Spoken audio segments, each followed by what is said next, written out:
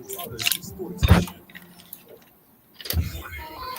check this out. You're on official Rob Brown lockdown. Yeah. Carolinas. Lockdown. This is the Rob Brown Show. Good morning. What's up, bro? Bro. Pal.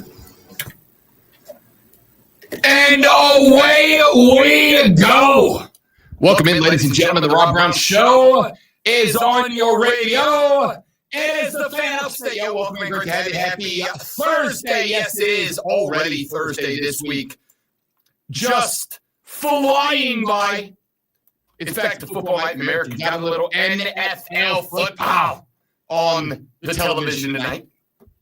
No baseball this evening, but we did have some last night. The Toronto Blue Jays, now just 27 outs away from claiming their first World Series championship dating back to the early 1990s.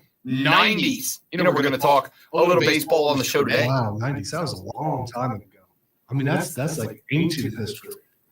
Been there, done that. Yeah, it is a long time ago. It's dare I say painful long time Like ago. a quarter of a century? Over a quarter. Well over that. Painfully well over that, actually. And we, ladies and gentlemen, we are going to talk about baseball today on the show. Because World Series is both fun and interesting. You can have things that are fun, not interesting. You can have things that are interesting, not fun. It is special when you get fun and interesting. And Trey Savage is a savage. How about a rook? How about a guy not just playing in his first World Series, playing in his first year of professional I baseball? fixed it. What are you doing? I'm moving and setting my text line up. Oh, okay. All right. I fixed the thing. And Oh, no, I saw. Immediately you went and it looked like you were fixing it. No, I wouldn't change any changes that the great one made to the show. I want to get our text line up. 844-326-3663, by the way, is the number if you'd like to be a part of the show. You can text it or you can call it. I apologize for my outburst that interrupted baseball. You don't, though. Trey Savage last night. This is a cat who I think, especially if A, Toronto wins the game, and B, if Toronto wins the game in 7, and I'll tell you why here in just a moment. This cat is a dude who started off this year in the Jays organization at the lowest level of professional ball. Is that like below single A? That is the lowest level of baseball. I am talking about like all the way at the bottom. Savannah Bananas opponent? No, Savannah Bananas are Said not an MLB team. I said opponent. No, they are not that. They may add, like those are the teams that like maybe at some point they might actually have like an exhibition game. But you're talking about teams that are paying their guys $30,000 a year to play a full season of baseball. So you're saying he started from the bottom, now he's here. AAA ball, baby. Started from the bottom, now he's here. So this cat started off in AAA ball for MLB. And then he worked his way up to AA. And then he worked his way up to high A. And then he worked his way up to A ball. And then, with just a few weeks left to go in the season, Trey Savage got called up to the Toronto Blue Jays. And they basically called him up because they needed an arm, effectively. Like, they just needed an arm. They needed somebody that could come, chew up some innings, and that was it. And then he gets there, and the dude has been all but lights out. He's had like maybe one inning that you could describe as anything less than like really good. So my guy gets the start last night. And the expectation, I think, for Trey Savage was just give us a chance, right? Like, just go out there, Rook. And he pitched game one. And in game one, he was good. He wasn't great. He was good. He was good enough for them to win. But it was kind of a give us enough to win type of performance. So they send him out back again last night. And they send him out against Blake Snell, who also went in game one. Blake Snell has been nails in this postseason so far. And what does Blake Snell do last night? Blake Snell last night goes out and gives up back-to-back dongs, opening two batters. Schneider, who was filling in for Springer, who is still out with the injury, he goes yard on the opening pitch of the game. Vladdy Daddy Guerrero Jr. comes up number 2 in the lineup, and he goes yad in his first AB of the night. It's 2-0 Dodgers before a baseball touches grass or dirt anywhere on the diamond. 2-0, and then Savage comes out. And my guy just starts racking up Ks. 7 innings, 3 hits, 1 run. The only run allowed was a Kike Hernandez third inning blast. Outside of that, he gave up 2 other hits, no other runs, and he struck out 12 in 7 innings last night. That's the line I expected Blake Snell to have. Snell went 6.2, gave up 6 hits, 5 earned runs, walked 4, K'd 7, and again gave up those 2 blasts to open the game. I am really intrigued by the way that this Toronto Blue Jays team is playing right now.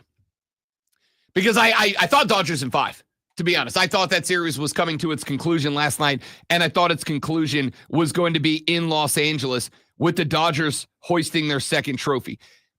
I'm not going to say, okay, it's Toronto's ball game now. Because I got to tell you, and this is why I love the baseball postseason. I have been, I don't want to say wrong about just about everything, because I got most of the wild card and most of the divisional series predictions correct. But I've been wildly wrong about everything since the championship series. And it's not like prognostications outright.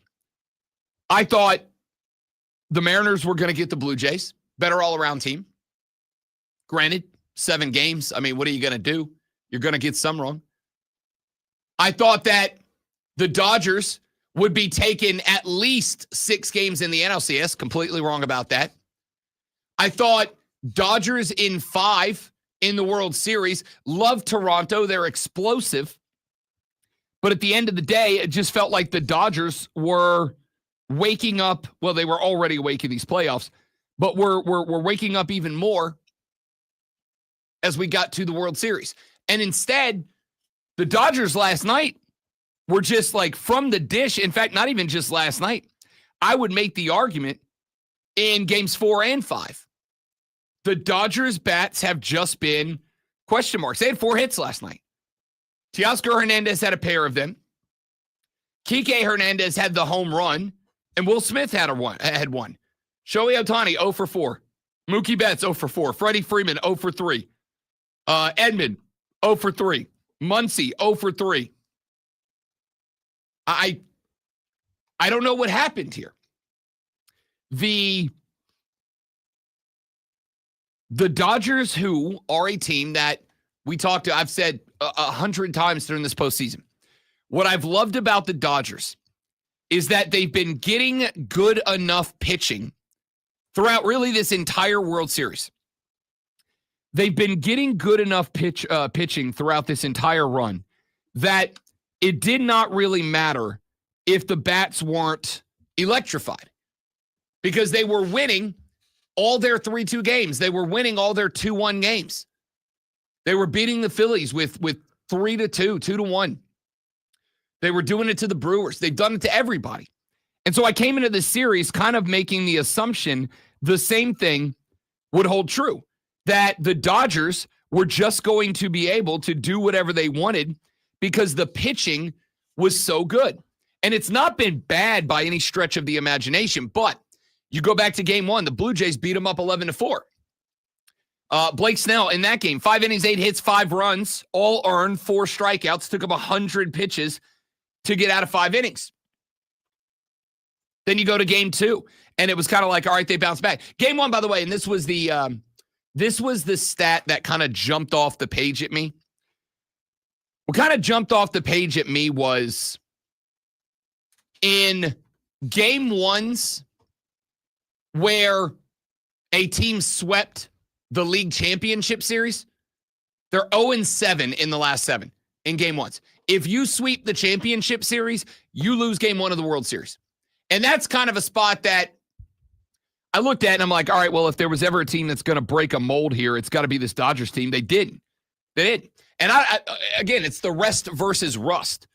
You know, in football, just about everybody wants the bye, right? Even though it is proven that the bye can screw you up a little bit, you still want the bye. You want the rest. You want the recuperation time. In baseball, it kind of looks like the bye may not be the best thing in the world for you. And this year, as far as the wild card round has gone with the MLB playoff bracket, because the teams that were on the bye, the Dodgers in the National League, the Blue Jays in the American League, have both made it to the World Series. But it does appear that rest can screw up a baseball team. So the Dodgers go out, they get blown out in game number 1. They get it back in game 2, 5-1. Yamamoto, 9 innings, 4 hits, 1 run, 8 Ks. That's the pitching that carried them here. Then they come out and they get game 3, 6-5. And that was the 18-inning friggin' marathon. Why were they in that spot? Well, first off, because they went with Max Scherzer off the bump, who got ripped, and then the bats picked him up. It took him a long time to get there, but the bats picked him up. Then you go into game 4, 6-2 Jays, kind of the same story. Like, why did it take so long for them to get there? Ohtani looked immortal.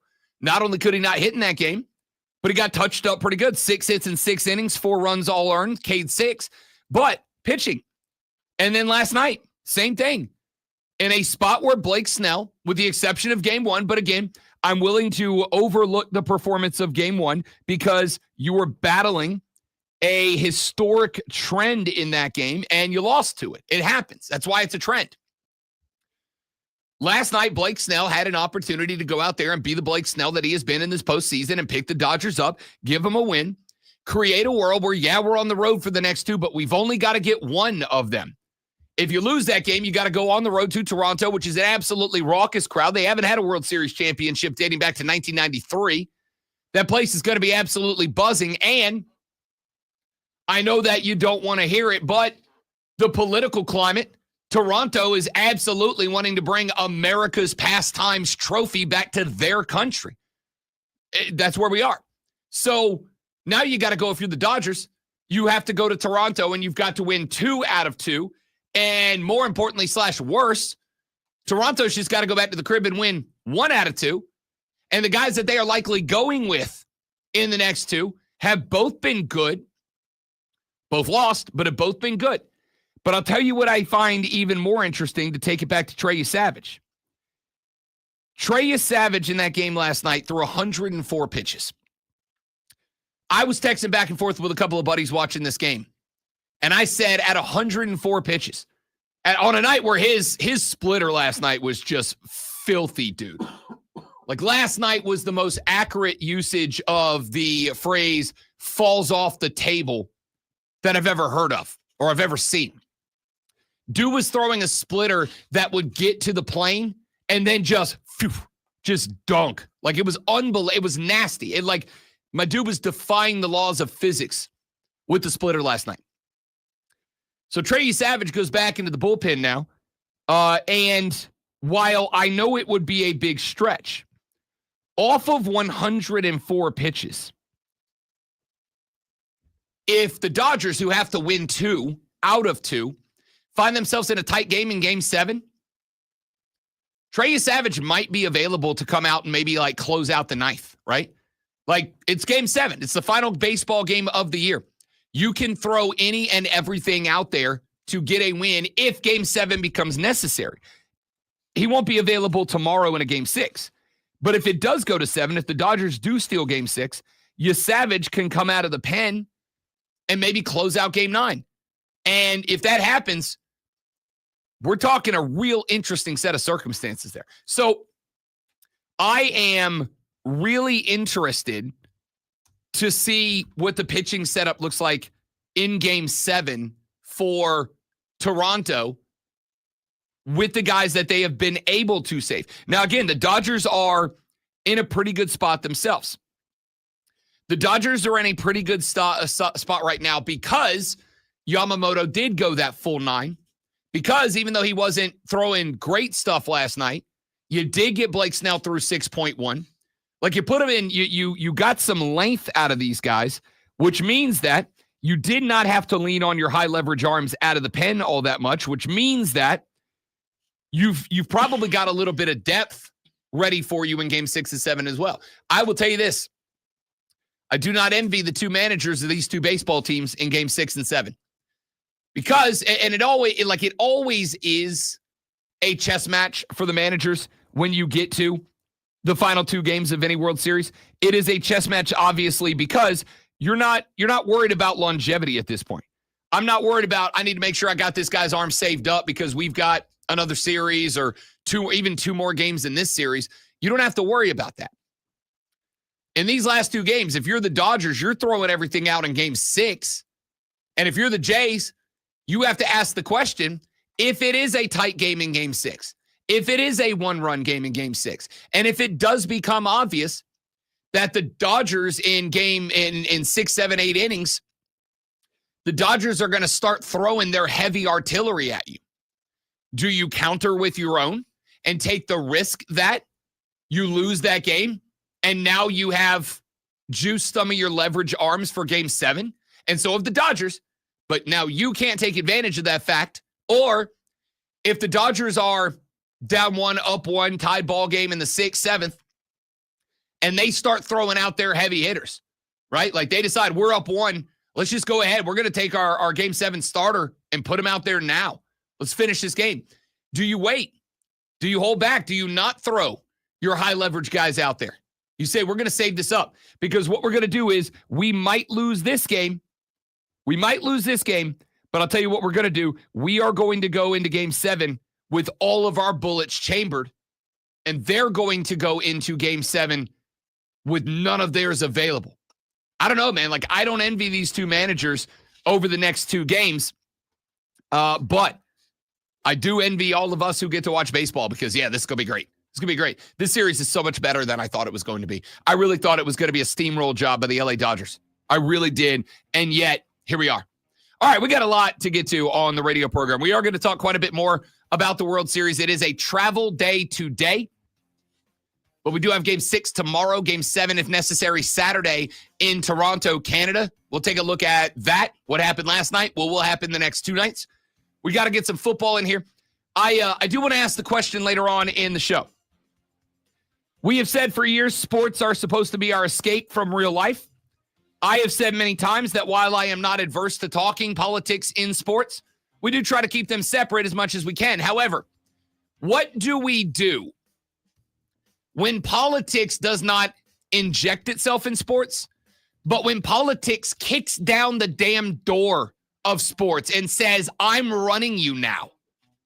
Will we have the same keep your politics out of my sports mentality, energy, or is there a spot where maybe you're willing to say, maybe this is good when a political leader individually gets involved? Because there's a situation brewing down in Baton Rouge that I'm real interested in.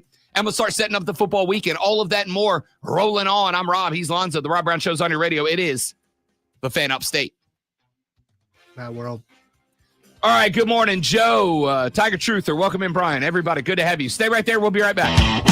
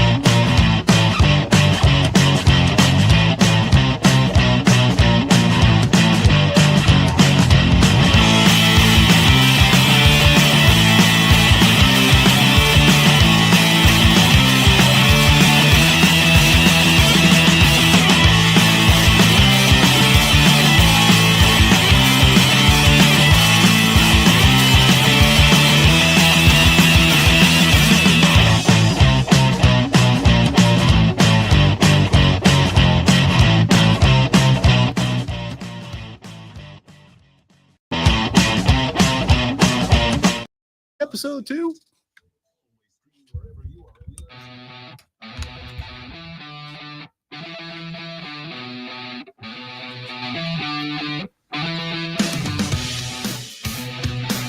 The Rob Brown Show on your radio. It is the Fan Upstate. Rob Brown, the Great Malonzo, and AL. 844-326-3663 is the number to be a part of the radio program this morning. You can text it. We'll read them on the air. You can call it, and we will put you on the air. You're welcome in advance. Talked a little baseball back in segment number 1. We are going to circle back around to the baseballing a little bit later on in the show as World Series games 6 and 7 on the docket for Friday and Saturday night in Toronto, Canada.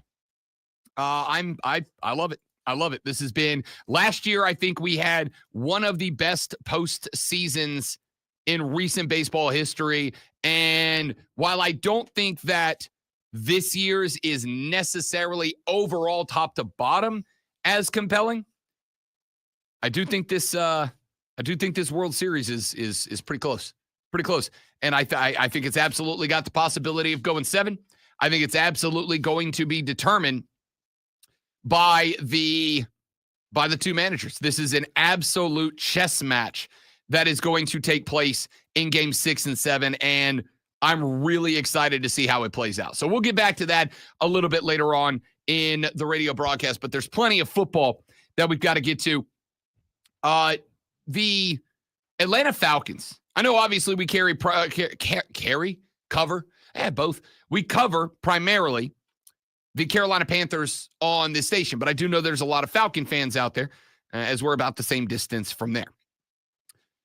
The Falcons are 3-4. The Falcons are a team that a lot of people, not me, not Lonzo, but a lot of people suspected would be capable of winning the NFC South this year. The belief was that Atlanta, assuming that Michael Penix Jr. wasn't just bad at football, that Atlanta had put together finally enough talent, had assembled enough talent that they would be able to compete. And I think some of that had to do with the fact that Tampa Bay lost their offensive coordinator, Liam Cohen, now the head coach of Jacksonville. I think a lot of that had to do with the fact that there was belief that enough had changed. And because Atlanta officially hired Raheem Morris and have showed, full faith and trust in him, that would be enough to get him over the hump. But it just hasn't. Atlanta now 3-4. Atlanta is now 3-4. They are third place in that division. They have lost back-to-back games, including to a very dinged up San Francisco 49ers team. And then this past weekend, Lonzo, is Atlanta losing at home to Miami the most embarrassing loss of the season for anyone so far? It's pretty bad. It's pretty bad. There may be some more down the road, though. There might be. But so far this season, I think losing to Miami on your own turf, with Miami floundering. Not only losing, but making Miami look decent. Yeah.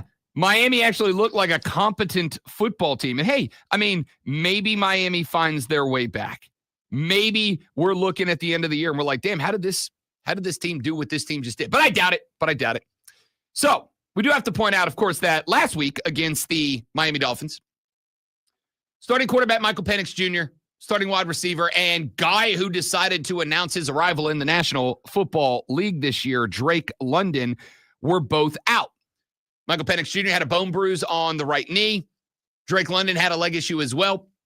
Yesterday, Raheem Morris stepped up and said that they believe that Michael Penix Jr. will be back and available for this team coming up this weekend when they take on the New England Patriots on the road.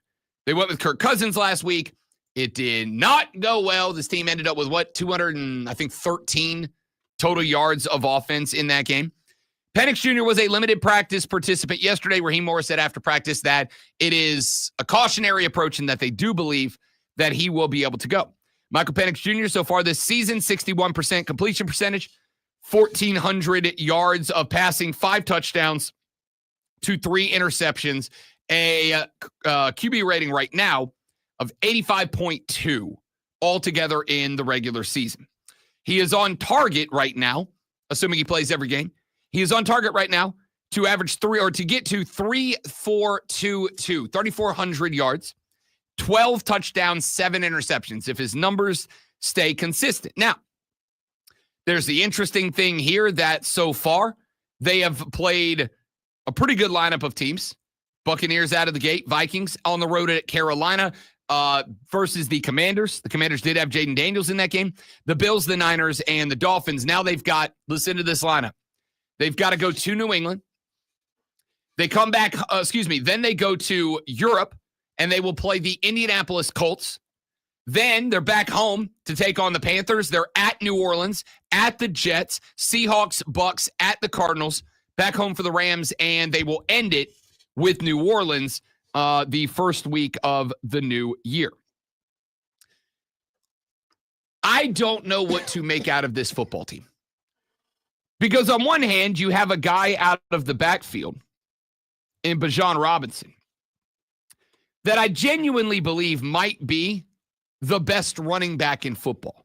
Now, the numbers don't show up for that, but I'm wondering if I need to blame that on Atlanta. And here's why. Last week against the Miami Dolphins, Bijan Robinson got 9 carries, and he got 3 targets out of the backfield. And you can give me the thought that, all right, Rob, Miami was up 7-0 after the first quarter. They were up 17-3 at the half. Like, where would you like him to get more touches? And the answer is anywhere I can give him to him. Anywhere I can give him to him. Bijan Robinson, in my opinion, has done enough on tape. And I told you I had a change in philosophy of how I talk about football on the radio program starting this year. And that change in philosophy is I care about what is on tape. And, you know, my gut feelings factor into it. The intangibles factor into it. I think that, you know, the answers in the locker room, it all factors into it. But at the end of the day, the thing that I am going to base my projections and prognostications are, what's on tape? What are you showing me? Bijan Robinson, as a football player, has shown me, I think he can be Jonathan Taylor. I think he can be Saquon Barkley. Like, I think he could be a 2K rushing guy every year. I think he's that good. And more importantly than that, as good as those two guys are out of the backfield, Bijan Robinson is a better pass catcher and yak daddy than either one of those two running backs that I just mentioned. I don't know what to do with this football team because we will all have fun when there's a narrative about a team that we like to run with, right? Like, we'll all have fun when there's a narrative about a team. And the narrative about Atlanta is they just can't win. But at some point, I have to ask the question, why? And it is frustrating because with a lot of teams, it just seems real easy. With Dallas, it's Jerry Jones. That's not a question mark for me. With Cincinnati, it's because they refuse to give Joe Burrow an offensive line that's worth a damn. There's for a lot of teams that just aren't good, it is easy to say why. With my New Orleans Saints, this team isn't good because our general manager is holding us hostage, and the general manager has been the corrupt, and I won't use some of the other adjectives I want to because I might bump up against libel/slander rules, but has been a lackey for our owner for years to the point that she's not going to fire the guy because if he writes the book, she might go to jail. You know, Rob, after one thing gets fixed in Louisiana, maybe sights will be turned towards that. We're going to talk about that coming up in a little while. Old Jeff Landry, he said, we're going to go out and fire. We're going to find us a good coach. I promise you, we're going to find you a good coach for the LSU Tigers. So we're going to get to that for sure. But our GM is the problem in New Orleans, Louisiana. And that's just a fact, right? So with all of that being said, what is the problem with the Atlanta Falcons? They don't it's not that they draft poorly, I don't think. The guys that they drafted, specifically the edge rushers, Jalen Walker and James Pierce, they've been good. They've been good. I mean, I guess you can question some guys that are later on in the draft, but I would also point out there are very few teams that string together long runs of, 6th and 7th round guys that make an immediate impact. So what the hell is the problem with this football team? Right now, I kind of want to dump it at the feet of Raheem Morris, which is, again, a hiring I didn't understand when it happened. I'm like, all right, let me get this right. You're going to hire the guy that the last time you fired a coach, you made the interim head coach who stepped in and the team did not respond to it. But you're going to bring that guy back and you're going to give him the headset again. And the answer is yes. And I like Raheem Morris as a dude, but I'm not there with him as a head coach.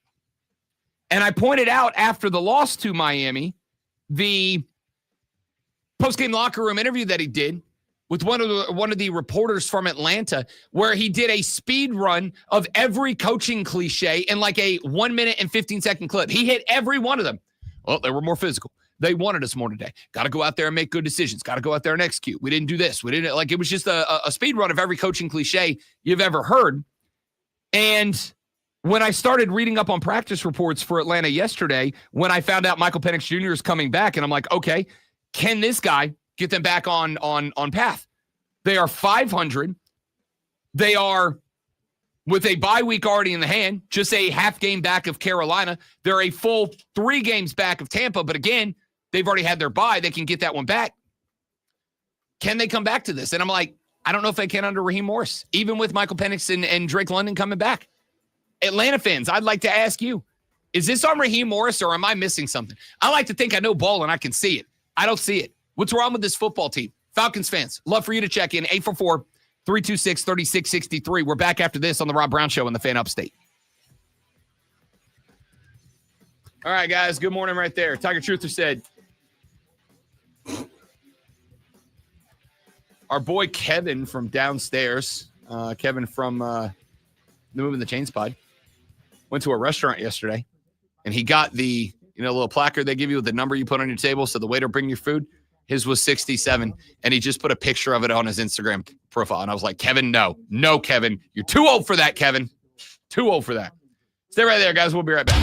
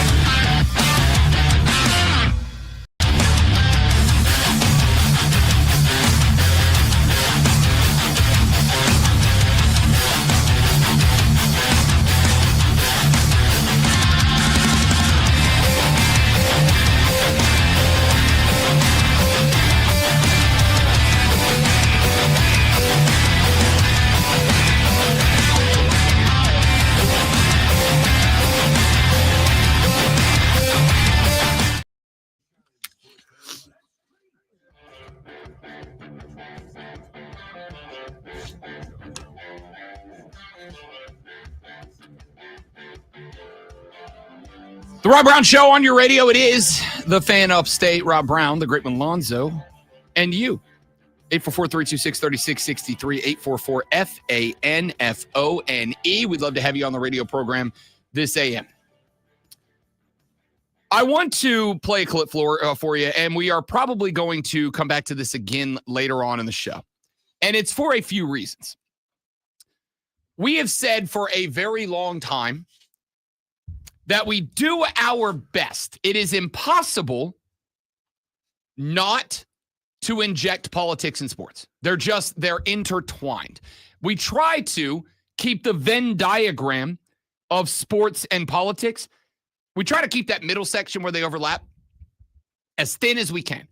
Because in the world we live in now, politics are just infectious. They're in everything that we do. There is nowhere you can go anymore and completely escape the world of politics, and that includes sports. But we do try to, at least for our 4 hours on the air every morning, try to give you the break that we're all, I think, desperately in need of as best as we are capable of doing. But sometimes it is not that politics is injected into sports, because sometimes politics is injected into sports. Sometimes politics comes and it just absolutely kicks the door down of sports and says, don't really care if you want me here or not. I got the power. Bum, bum, bum, bum, bum. That's what happened yesterday in New Orleans, Louisiana. Now, I told you earlier this week that I think the LSU job, I genuinely think it is the best job for a head coach in the country. I think it is going to pay as much as anybody else is in the country. I think that you have access to more resources than you probably do at most, if not every other school in the country. And the big reason that I've said I think LSU is the best job in the country is because in LSU, or in Louisiana, there is no competition for LSU. Kids who grow up going to high school and playing football in Louisiana, they all want to be a Tiger. They all want to be a Bayou Bengal. If you play your high school football in Alabama, you've got Auburn fans, you've got Alabama fans, and a trickle of Georgia fans. If you play your ball in Georgia, it's mostly Georgia, but there's some Georgia Tech kids in there. And of course, you're surrounded by Alabama, Auburn, Tennessee, et cetera, et cetera. There's competition. South Carolina, you got two schools right here in the state that fight over guys. Forget the inroads that have been laid into this state by teams like Alabama, teams like Georgia. In Louisiana, there is none of that. I was thinking yesterday, like, what other schools have that? And Zoe will be able to speak on this better than me, but like, my thought was, does Ohio State have that in the state of Ohio? And I thought maybe, yeah. But I also know that there are some Michiganders in Ohio, just like there are some Ohioans in Michigander. Up near Toledo, because Toledo is partially in Ohio and partially in Michigan. Yeah, so I don't even think Ohio State has the monopoly on Ohio. I'm not saying it's probably got more than most states. What do you consider a monopoly? I mean, how much do you, so it has to be 100%? I mean, I don't think there's a way to objectively define it like X amount of percent of football. What I know is if you go down to Louisiana and you start going to all the high schools around Southeast Louisiana, you don't find a registering population of fans of other schools, because, and there's for two reasons. Number one, partially because not a lot of people like move to Louisiana as people who are having and raising kids, right? Like, if you're going to Louisiana, you're moving to New Orleans. It's not like here and some other state and Florida, right, where it's a destination to move to. Right. And for a state like Florida, where it is a population of residents who are having their kids and all that, there's 5 schools down in that state. So it's just a naturally split demographic. Louisiana's not like that. It's just LSU. There's no Bama fans. There's no Auburn fans. There's no Georgia fans, Tennessee fans, Florida fans. It's all LSU kids, which should make the job easy. There are a ton of colleges in Ohio, but the Ohio State University is the one. I would agree with that, but I would also say you probably got a lot of people who have moved to cities like Cleveland, cities like Columbus, who maybe bring their fandom from other places, and you got registering fan bases from elsewhere. It's not that way in Louisiana. So, blah, blah, blah, blah, blah. It's the best job in college football, in my opinion, which means that they should get pick of the litter, and which means that they should get it right more often than they don't.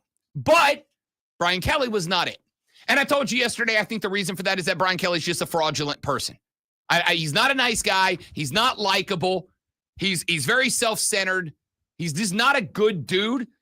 And I have a theory I'm going to float for you later in the show, which is you can't be an a-hole and be a successful college coach anymore. You can be gruff, but you can't be an outright a-hole. And I'll explain my thoughts on that a little bit later in the show.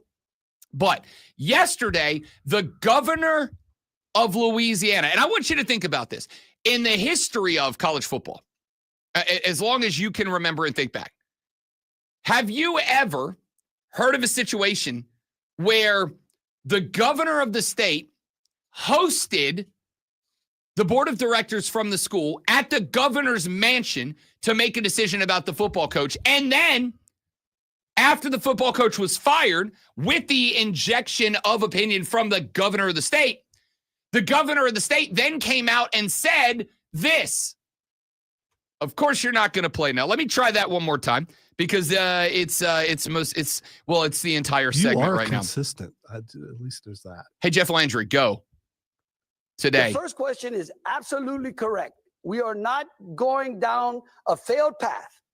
And I wanted to tell you something. This is a pattern. The guy that's here now that wrote that contract cost Texas A&M $70-something million. Right now, we got a $53 million liability. We are not doing that again. And you know what? I believe that we're going to find a great coach. I mean, maybe we'll let President Trump pick it. He loves winners. You know, I'm not going to be picking the next coach. But I can promise you, we're going to pick a coach, and we're going to make sure that that coach is successful. And we're going to make sure that he's compensated properly. And we're going to put metrics on it, because I'm tired of rewarding failure in this country and then leaving the taxpayers on the foot, to foot the bill. So, yeah, I absolutely. Who's that? No. I can tell you right now, Scott Woodward is not selecting the next coach. Hell, I'll let Donald Trump select it before I let him do it. I don't know, but the Board of Supervisors is going to come up with a committee, and they're going to go find us a coach. Because, wait, I want to hold on. One real quick thing on that. Because here's what y'all reported me to do. Y'all need to start looking at who represents all these people, like these agents. You know what's interesting? If I'm not mistaken, Woodward's agent, Kelly's agent, the Texas A&M, they're all the same agent. Like, you realize if I would be, I don't know how many sports writers we got here today? Just you. We should have a bunch. Okay? Like, this is ridiculous. Lawyers would be disbarred for the way these agents act and the way they're able to represent. In fact, there's no doubt, they may even represent some of the players now. Like, it's really time for the NCAA to put on some guardrails in college sports. Because, and it is fine. We don't need the guardrails. If big billionaires want to spend all that kind of money, no problem. But if I got to go find $53 million from Kevin, it's not going to be a pleasant conversation. I'm just telling you. I know. And I think that that's important as well. Y'all should start looking into that. So that is Jeff Landry. He is the governor of the state of Louisiana.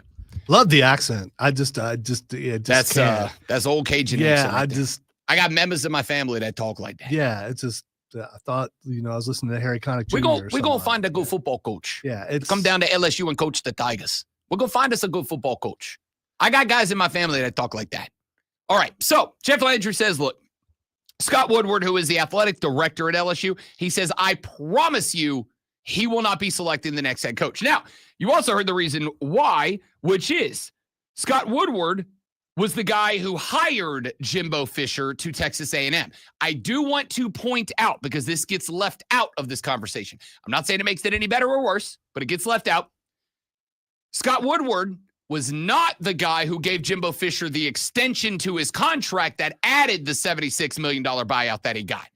He was not. He signed him initially to like a 10-year total $76 million deal, which had like a 40-something or young 50-something million dollar buyout. But then Ross Bjork, who is now Lonzo's athletic director at Ohio State, Ross Bjork was the one who signed Jimbo Fisher to the extension that gave him the highest buyout of all time. Doing a wonderful job, by the way. It's not bad. It's not bad. And then I would also point out that Scott Woodward is the guy who hired Kim Mulkey to coach the LSU women's basketball team. That's worked out pretty good. And he is also the guy who hired the LSU baseball coach. That's worked out pretty good. So it's kind of interesting to me that in this spot, the governor of the state of Louisiana straight up said, no, the AD is not going to do the AD's job. He's not, I promise you, the AD is not going to do the AD's job. We don't trust them to hire the next football coach. First off, if you're Scott Woodward and you hear that, aren't you like, all right, cool, I guess I'll start looking for a new gig. Like, that's rough. Or you just sit back, keep your job, hopefully, and let the governor or the committee or whoever it is pick the coach and hope they don't do well. The coach. So you the can coach go, of the see, Tigers. I know what I'm talking about. I mean, they don't. I don't know. Worst case scenario, they pick somebody who comes in there and wins a national championship. So I do have a couple of thoughts about this. The first one is, can you say Urban Meyer with that accent? I gotta think about it. It takes me a minute. If I all right, so in 2 weeks, the weekend before Thanksgiving, the wife and I are going down to New Orleans for a little like long weekend getaway. We're going to take off the Friday, or it's like the Friday before. Anyway, we're going down to New Orleans for like 3 days. And when I come back on Tuesday, I need you to know it'll take me a day or two where I just sound like an idiot. It'll take me a day or two. I've told this before, and this is not a joke. I've been asked before why it is that I say certain words certain ways. Like, why do you say, schedule?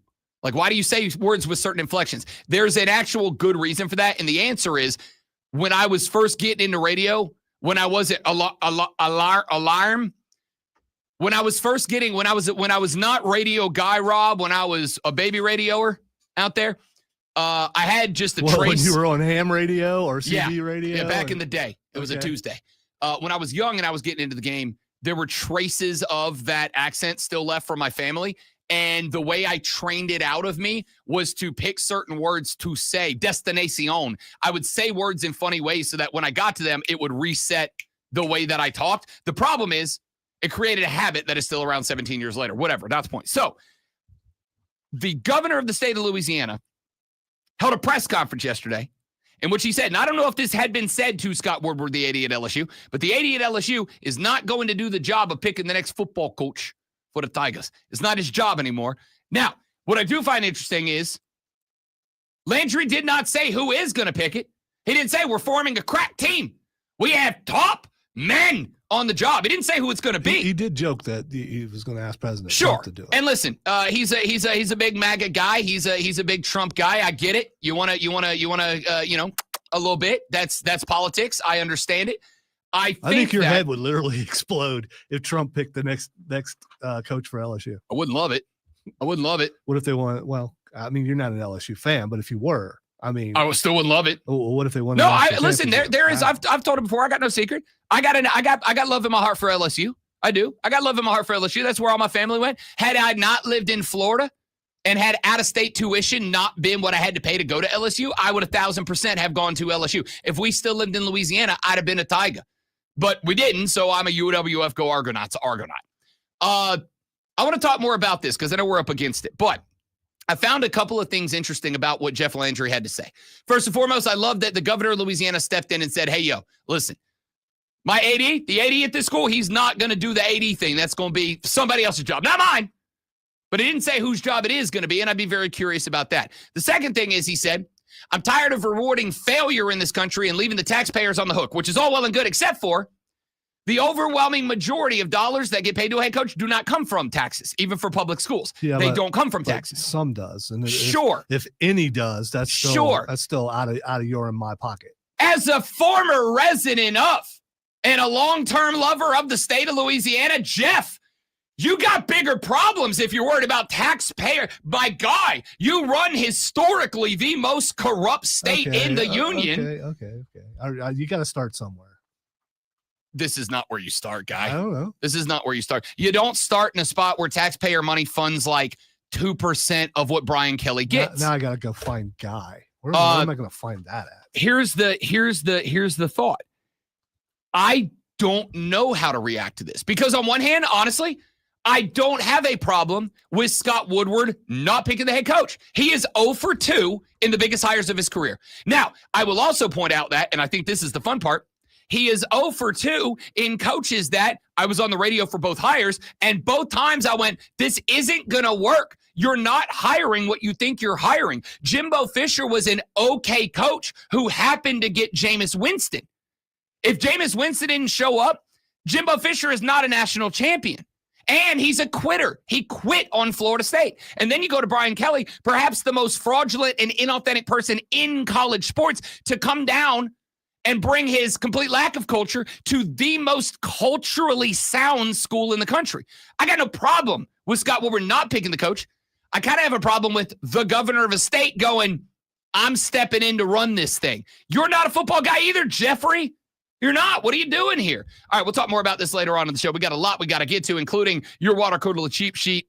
Now, see, I just did it right. Your water cooler do the thing. Yeah, cheap seats. He was thinking cheap seats. Those don't exist anymore. The Toronto Blue Jays are 1 win away from their first World Series title since 1993 after a 6-1 win over the Dodgers last night. Rookie Trey Savage dominated, throwing 7 innings and allowing just 3 hits while striking out 12. Toronto had 9 hits, including Vladimir Guerrero Jr.'s 8th postseason home run and 4 other players recording RBIs. Game 6 and 7 are Friday and Saturday back in Toronto. The Detroit Lions have signed a 4-year, $180 million extension with edge rusher Aiden Hutchinson, which includes $141 million guaranteed. Hutchinson is guaranteed more money than any non-quarterback in the league. Atlanta Falcons head coach Raheem Morris said yesterday he is optimistic that starting quarterback Michael Penix Jr. will be able to return this week after missing last week with a bone bruise in his left knee. Hour number 2 and the water cooler cheat sheet, I could say it, coming up next right here on the Rob Brown Show.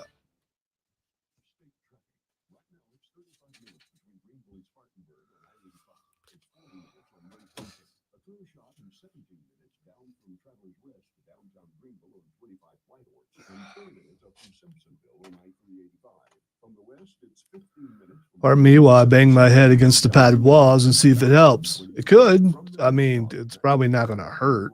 So, you know.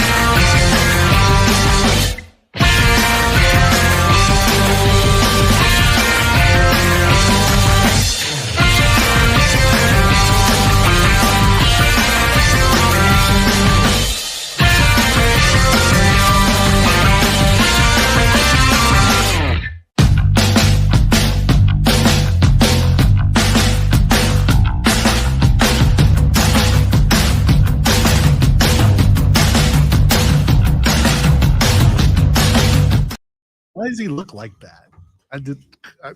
No, it's not a joke. Wow. That's what I just told Lonzo off the air, which I'll tell you now is 100% true. I forgot my pen at home today. I forgot the pen at the crib today. And when I got here and I busted out the notepad to start kind of write, I take notes as we go through the show. As I broke out the pen to start taking my notes, I realized I didn't bring the pen. And instead of first off, not a pen thief, so I wasn't just going to go grab one all willy-nilly because that's pure unbridled evil. No, but you are a pen snob. That's the reason why you're not going to go grab one, because you want a specific kind of pen and nobody else is using it. So that is only partially true. I did not go grab a pen because I hate pen thieves. I said that the other day. I hate pen thieves. But also because there are extra pens laying over here. Nope.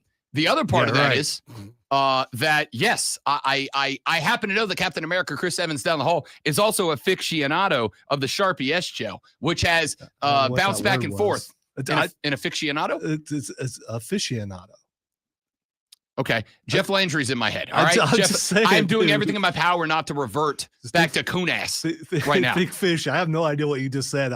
Maybe I should have pushed the button. I happen to know. I didn't know that Chris was not only a pen guy like you, but an arrogant pen guy. Shared an office with him for over a decade. I don't know that he's arrogant about it. I just know he's a fan of this pen. You didn't see the Lonzo, you're an idiot. No, but I also I've achieved many times from both of you. I also know that you decide what people are thinking about you.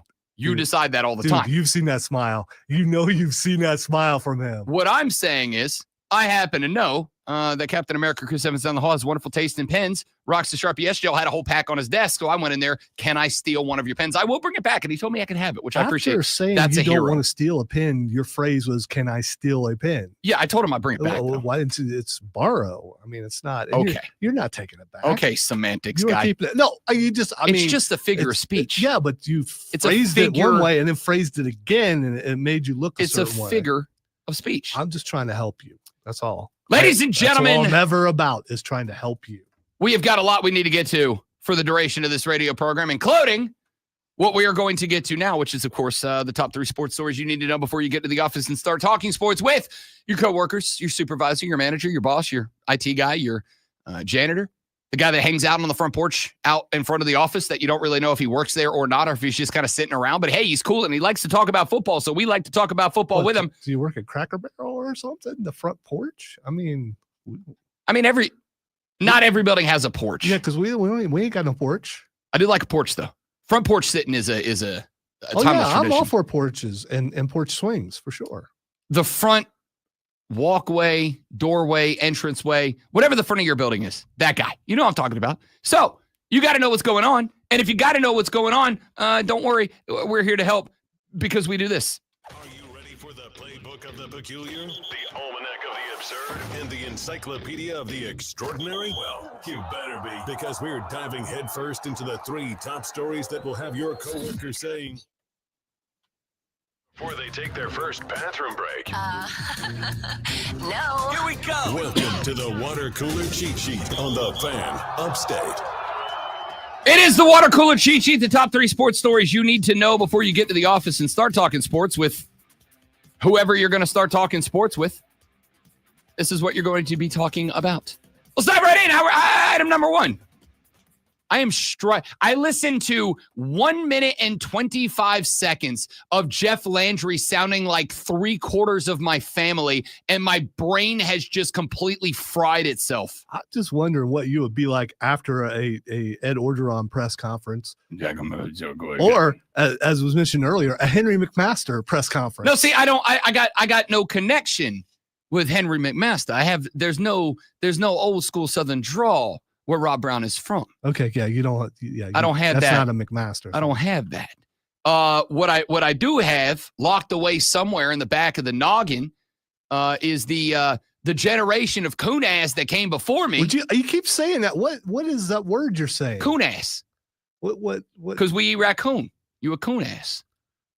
What's the second part of that word? Ass. It's okay. Coon. All right. Ass. All right. Coon-ass. I don't get why. Okay. That's old school. That's a classic derogatory slur about my fellow French Cajuns and Acadians Okay. down from the bayous and the swamps. All right. So I wouldn't be allowed to say it. No, I wouldn't say it. no. I wouldn't say it. I wouldn't say it anyway. Right. But I I'm can not. say it because, you know. Okay. All right. So, listen to like 3 minutes of Jeff Landry this morning, and my brain is just completely fried itself. It's great. It's awesome. And the sad part is you're probably going to play him again later. 1,000% we're going to play it again later. I can promise you we're going to hire a good football coach to come coach the LSU Tigers. Yeah, come go Tigers. You've already announced one, so I just don't. Maybe you want to do one. Blue Jays 6-1 winners over the LA Dodgers last night. That is the third victory in the best of 7 series, meaning that as the Toronto Blue Jays head back to Canada on Friday and Saturday for game 6 and 7. They need to win just one of the two. The Dodgers must be perfect in those 2 games up in Toronto. Last night, Trey Savage was the story. And I got to tell you, when he got through inning 7, I looked at him and I said, Trey, you savage. My guy, 7 innings, 3 hits, 1 run. The only shot he gave up was Kike. No, shut up. That joke's great. It's the most obvious one of all time, but like, it's right there. I could have done it. I could have done it in a Chris Berman voice if that had made it. I looked and I said, Trey, you savage. It's not a great Berman. Actually, but I mean, out of all that worked best. 7 innings, 3 hits, 1 run. Kike Hernandez took him yard in the 3rd inning, but that was it. 12 Ks, 104 pitches to get through those 7 innings. Trey Savage, a rook dog, a guy who played all 3 levels of minor league baseball before getting the call up late in the season. They just needed a guy to eat up some innings late in the season, and Trey Savage has emerged for these Jays. He was incredible. Last night, they went to Dominguez and Hoffman to close it out in the 8th and 9th. They gave up a combined 1 hit between those 6 outs of baseball. Blake Snell was the go-to guy for the LA Dodgers. Now, Snell got roughed up pretty good in game number 1, but remember, the Dodgers had a sweep versus the Jays who went 7. The Dodgers had like a week off from the end of the NLCS until the start of the World Series. So, historically speaking, teams that sweep their championship series end up losing game 1. It is the rest versus rust theory, and it would appear that in baseball, rust wins more often. Rust wins more often. This is a spot where Blake Snell had a bunch of days off, and the question was, will rest help or will rust hurt? And rust hurt him. He comes back out, and I thought last night, all right, you got that one out of your system. You have been absolute nails in this postseason for the Dodgers so far. Blake Snell gave up back-to-back dongs to the opening 2 batters of the game last night. First one went to Davis Schneider, who was replacing the injured George Springer. The second one went to Vladdy Daddy Guerrero Jr. The 2 took them to 2-0 Blue Jays before they put an out on the board before a baseball touched grass in that game. The Dodgers from the dish, 4 total hits. They had the Kike dong, and that was pretty much it. Kike had 1. Teoscar Hernandez did have 2, but he was able to do nothing with it. Will Smith had 1 hit. Nobody else touched the baseball last night. The Jays had 9 hits. All but one of their starters got at least 1 hit last night before the end of the ball game. What do you want, man? Like, the Jays were just the team last night. They have the momentum, and now they get to go back to Canada. They have not won a World Series in 32 plus years. The Canadians right now, due to, I'll just say certain things, the Canadians right now really want this title. I promise you, the loudest stadium of the year in any sport will be Toronto on Friday and Saturday nights. Friday, Saturday, if necessary. The Jays are a team that came into this like plus 175 to win the World Series. Now firmly in the driver's seat, up 3-2 and headed back to Toronto for the final 2. Now let's get to item number 2.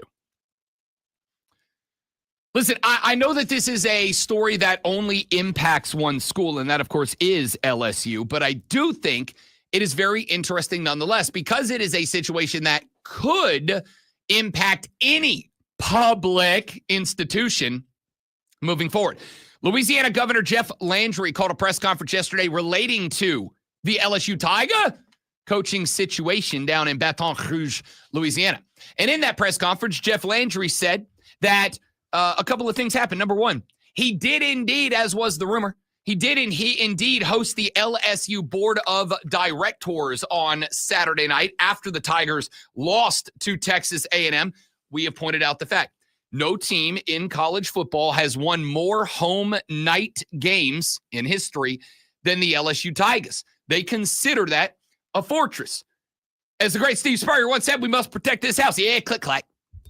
They take great pride in winning at home at night. So to lose that game at home at night, not just lose it, but to get thoroughly and completely thrashed by the cult of Texas A&M was not good for Brian Kelly. He held a meeting at the governor's mansion where he invited the LSU Board of Directors, and they ultimately decided and concluded to fire Brian Kelly. Then yesterday, the press conference came out, and Jeff Landry said, I can tell you right now, direct quote, by the way, I can tell you right now, Scott Woodward is not selecting our next coach. Who the hell's Scott Woodward? Don't worry, I'll tell you. That's what I'm here for. Scott Woodward is the athletic director at LSU. So the governor of the state of Louisiana held a press conference yesterday and said the athletic director will not be athletically directing, at least not in this situation. Now, Scott Woodward was also the athletic director at Texas A&M when they hired Jimbo Fisher away from Florida State University. I do want to be straight up about it. It needs to be said because this is being left out by a lot of people. He is not the one who gave Jimbo Fisher the long-term extension that increased his buyout to the highest in the history of college football, but he is the guy who signed Jimbo Fisher to Texas A&M before he left to go to LSU. Two other things that I think are massively important right now. He is the guy who hired Kim Mulkey to coach the LSU women's basketball team. That has worked out greatly. And he is the guy who hired Jay Johnson, who is the head coach for the baseball team at LSU, who has won 2 of the last 3 national championships. He won it in 23 and 25. He has been the head coach since 2021. Scott Woodward hired that guy as well. But he hired Brian Kelly, the most inauthentic and fraudulent person in college football. And he hired Jimbo Fisher at Texas A&M, which was obviously the biggest disaster of a hire in the history of the Texas A&M Aggie football program. So the governor of Louisiana stepped up and said, hey, look, that guy's not picking the new head coach. He did not tell us who was, which I find very interesting. And he did say the reason is he does not want taxpayers on the hook for another failed hire, although most college football coaches at a public institution are not paid by the taxpayers, or at least not the majority. The overwhelming majority of their contract comes from the athletic department. Most of the athletic department's revenue is brought in by TV contracts, is brought in by sponsorships, is brought in by ticket and merch sales. So I don't love it on one hand, but on the other hand, you're like, all right, but Scott Woodward is 0-2, and it's not that he's 0-2, because, hey, you're going to do your best, and sometimes you're going to fail. The problem is not that he's 0-2. The problem is that he's 0-2 with 2 of what I thought were the most obvious this ain't gonna work coaching hires of all time. Jimbo Fisher is a good coach. I do not think Jimbo Fisher was ever a great coach. Jimbo Fisher won a national championship at Florida State. Let's keep it a buck. He won that title because Jameis Winston showed up, and Jameis Winston was a once-in-a-generation quarterback for that program. That's it. Brian Kelly, LSU's different. It's special. It has got I think, maybe not the most unique culture, but the strongest culture relative to the community that school is a part of and the program at large.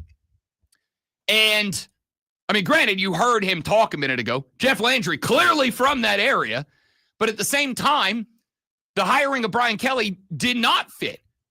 The minute that guy grabbed the mic and said, I can't wait to get down here with my family. It's like, oh, dude, you could just say family. Like, that's how you say it. That's okay. We're not going to be mad at you. And 2 bad hires, 2 absolute whiffs, and 2 hires that I thought this isn't going to work. Like, it can't work, Brian Kelly or Jimbo Fisher at A&M. It felt obvious to me. So the governor yesterday says he's not going to pick the next head coach. He said, I'd rather let Donald Trump pick the next head coach than let Scott Woodward pick the next head coach. Here's my question. If that is the case, what's the faith in the athletic department to Scott Woodward to make good decisions? Again, Kim Mulkey, Jay Johnson, both great hires. Both have won a natty. But if you're the football staff and you got the governor who's not a football guy stepping in and saying, we're not going to let the football dude do the football stuff, do you have faith in Scott Woodward as the AD? Like, I think there's a lot of potential unintended consequences from Jeff Landry not inserting himself, but becoming the mouthpiece for all of this. We're going to talk again more about that later on in the show, but let's get to item number 3. We had a bunch of news out of the National Football League yesterday that I wanted to get to very quickly. Carson Wentz back in the news. We told you the story earlier this week. Carson Wentz has been dealing with a bunch of injuries. He had a torn labrum. He had a cracked shoulder socket, which is a thing, fractured, but a fracture is a crack. You get it. Anyway, had to undergo season-ending surgery to repair the left shoulder.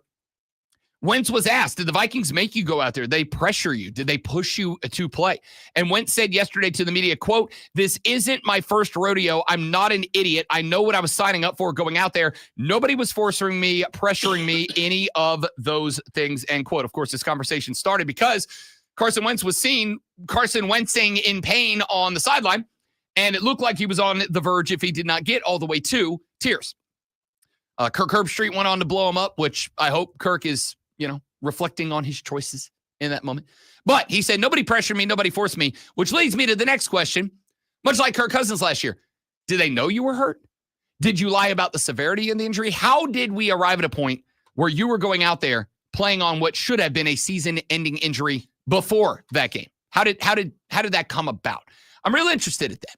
And I'm interested when you stack that on top of the Kirk Cousins story. We'll talk more about that later on. The Eagles have picked up a new defensive back. The Eagles have sent John Mechie III for Michael Carter II and a 2027 seventh-round draft pick from the New York Jets. The Eagles have two standout young quarters in Quinyon Mitchell and Cooper DeJean, but they have not been able to find the third guy when they need to go into nickel and dime coverage. Adoree Jackson, Keely Ringo have both on the team. Mixed results at best for both of them.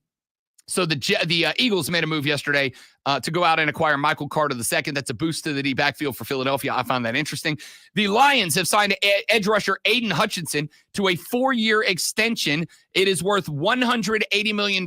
That makes him the second highest paid non-quarterback in the NFL. He will make slightly less, about $1.5 million per year less than Micah Parsons. However, of that $180 million, $141 million is guaranteed. So Hutchinson will be paid on an annual average value, second highest of any non-quarterback in the NFL, but he does have more guaranteed money coming his way than any other player, non-quarterback, across the NFL. Hutchinson has played nearly 93% of the Lions' defensive snaps this season, the highest amongst defensive linemen. And, of course, coming off of that gruesome injury from last year sustained by Aiden Hutchinson, the Lions said, yep, we're ready, we're willing to invest. And for the 7 of you that care, Kellen Moore has made it official.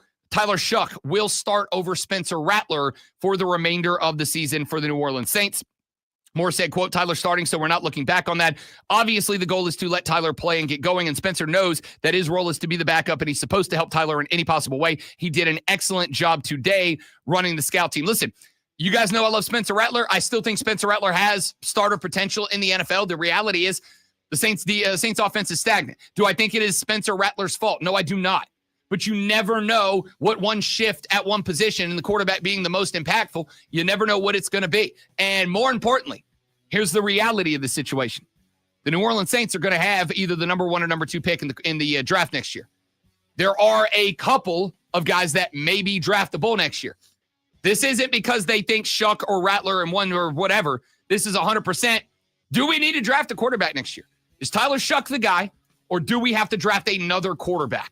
Because if you don't, you can trade back. You can make up a bunch of picks. If you do, at least you know you got to go in, figure out which of the guys is going to fit your offense under Kellen Moore the best. We'll find out about that. We'll talk more about that. Probably not at some point, though. Again, probably. Stop.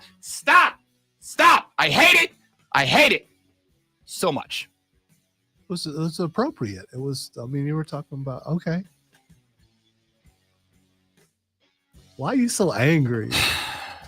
When we come back, there's been a history of players representing a team talking to or about legends of a team.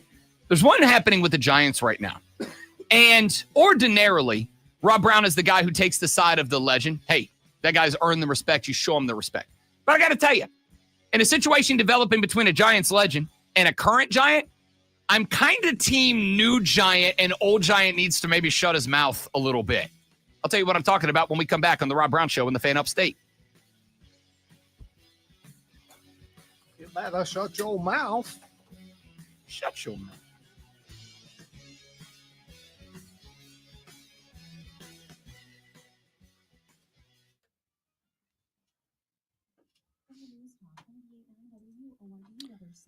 All right, guys, stay right there. We'll be back in just a minute.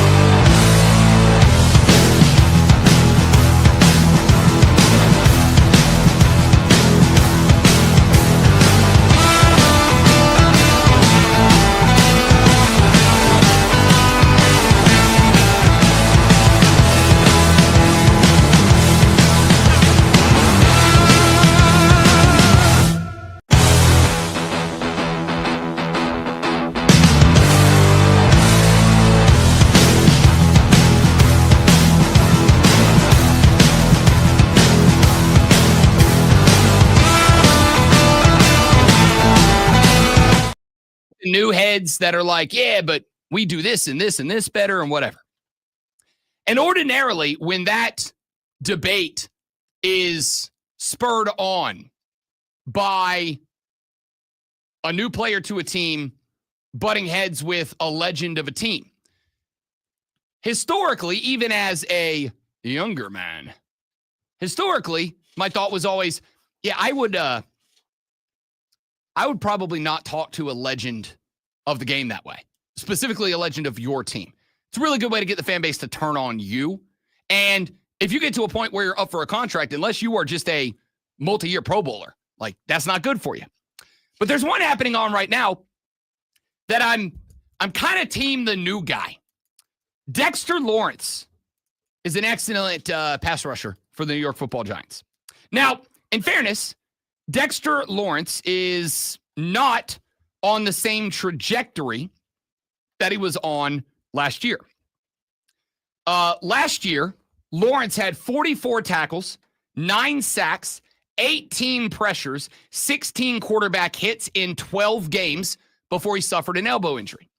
Through this point in the season, he has 20 tackles, just 1 for a loss, a half of a sack, an interception, 10 pressures, 4 quarterback hits, and a pass rush win rate of 5.4% and a run stop win rate of 36.3% through 8 games. So he's nowhere near the trajectory he was on last year when he earned the Sexy Dexy moniker that followed him around the NFL. This year, being what it is, Carl Banks, who is, of course, a New York Giant football legend and is now a radio analyst for the Giants, also hosts one of the top New York Giants podcasts alongside Giants play-by-play announcer Bob Papa. Banks had some comments about Dexter Lawrence. He said, quote, Dexter Lawrence, nobody respects you anymore. Nobody. He would go on to say that he believes that Dexter Lawrence, who signed a big fat contract last year, is, quote, stealing money, end quote, from the New York Giant football team. Lawrence was asked about that, and he said, those are strong words. That's how he feels. Bleep it. That's what Sexy Dexy had to say. He went on to call Banks, and I quote, delusional, end quote. So this is interesting to me. And I'll tell you why. There's a couple of things that have happened to the New York Giants between last year and this year. Number one, they've added some more edge rush personnel. They've added some more pass rush personnel, meaning that the numbers are going to be spread out more thinly. You have added guys like Brian Burns over the years. You're going to see the numbers that are spread out quite a bit. But there's something else that I find very interesting here. I went and I looked up not just the results numbers for Sexy Dexy, pass rush pressures and hits and sacks and tackles for a loss and all that. But there are other stats that do not show up in the conversation of day-to-day fans that I think should be considered with an even higher impact than the numbers that are production, because these are the numbers that impact your production. Here's one that's very interesting. Sexy Dexy Dexter Lawrence is being double teamed over 75% of the time that he is lined up in a defensive role. 75% of the time. Dexter Lawrence has 2 NFL offensive linemen trying to block him 75% of the time. Now, if you are... Say he plays nose tackle. That just goes with territory. I'm not saying it doesn't, but I am saying if you are expecting the former Clemson Tiger to come up with 22 tackles through 12 games.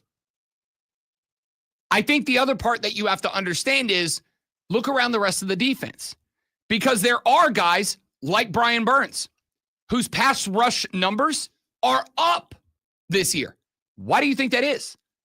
Because Dexter Lawrence is getting blocked by 2 guys 75% of the time. I had a conversation before the season started where I was going on some podcasts and shows around the country. I was being asked to come on as a Panthers analyst on some different NFL podcasts and whatnot. And one of the things that I said I thought was a reason that Carolina was a threat to win the NFC South this year was the return of Derek Brown. And I told a few people, and some people were willing to hear the argument, and some people said, you don't know what you're talking about. I made the comment that I think that Derek Brown is one of the best 2 or 3 defensive tackles in the game.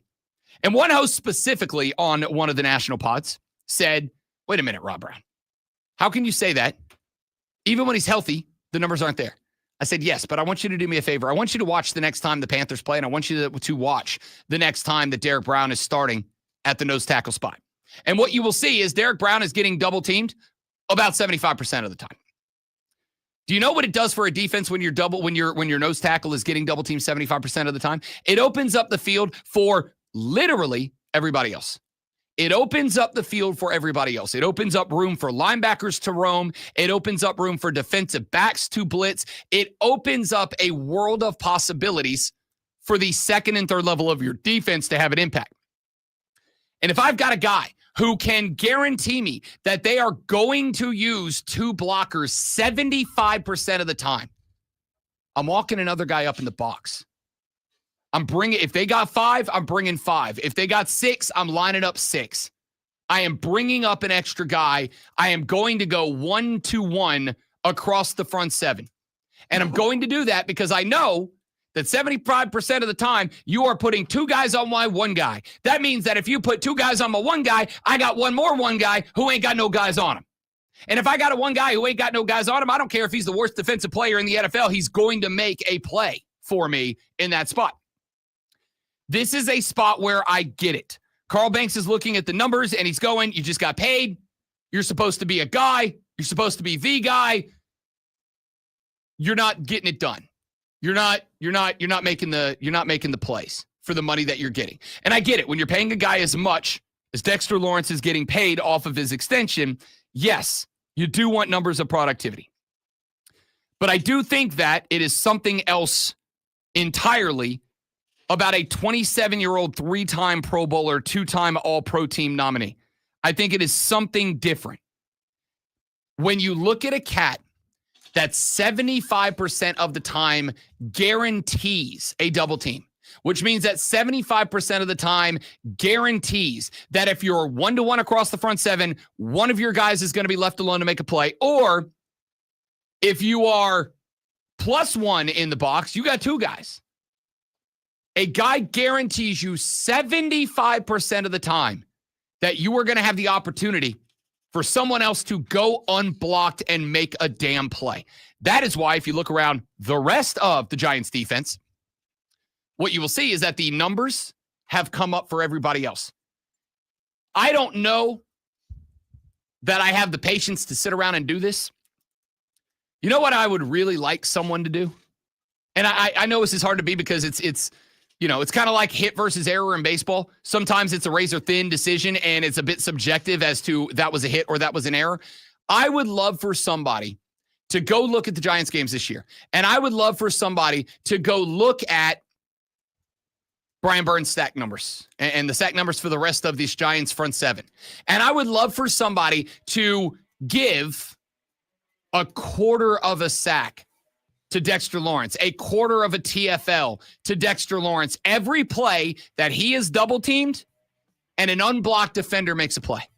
I would love for that because I suspect that those numbers would look very similar to last year. I get it. Carl Banks is a legend. He comes from an old school time where none of this crap mattered. All that mattered was your numbers. And I get that. And I respect that. And I respect Carl Banks and the players that he was. Here's the deal. If you look at something and you only go, the numbers I care about are the only numbers that matter, and you don't care about the variables and all these other different things that impact a play, you don't know ball, brother. And that's dumb to say about Carl Banks, one of the greatest of all time. But if you look at Dexter Lawrence drawing a double team 75% of the time and opening the field up for at least one other guy to make a play, and you think, oh, you're not getting enough TFLs for me. Brother, you're not paying attention to how this defense works. Far be it from me to defend the New York Giants, but I will defend Sexy Dexy because I'm not going to have a guy taken down when he is playing unselfish ball because he's getting hit by 2 dudes every play so that someone else can make a play. Back after this on the Rob Brown Show in the Fan Upstate.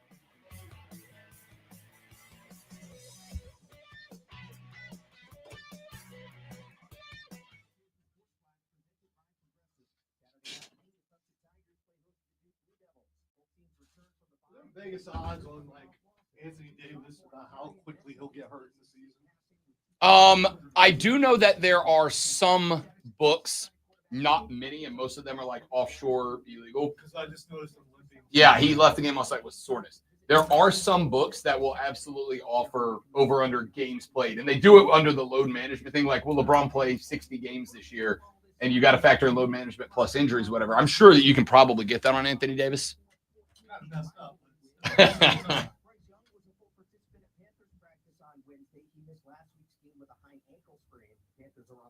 Sunday visiting Green Bay. The Fan Upstate is your home for play-by-play of Furman Paladins football. Search the Fan Upstate on the TuneIn, Odyssey, and iHeartRadio apps. I'm Chuck Sanders on the Fan Upstate. I'm sure you get some text from Luca after this one. Up to the minute upstate traffic. An accident northbound 85 at Pelham Road has the left lane closed, so slow down and move left. Currently, the backup is to 281 West Road. And there is a crash now southbound 85 at Airport Parkway. You'll hit your brakes soon after you pass 290 East Main Spartanburg. Between Spartanburg and Greenville on 85, it's at least an extra 20 minutes. From the News Talk 98.9 WORD Traffic Center, I'm Bill Brooks on the Fan Upstate. Mad World Haunted Attraction is now open. Voted one of America's top haunts and #1 in South Carolina. Mad World is much more than...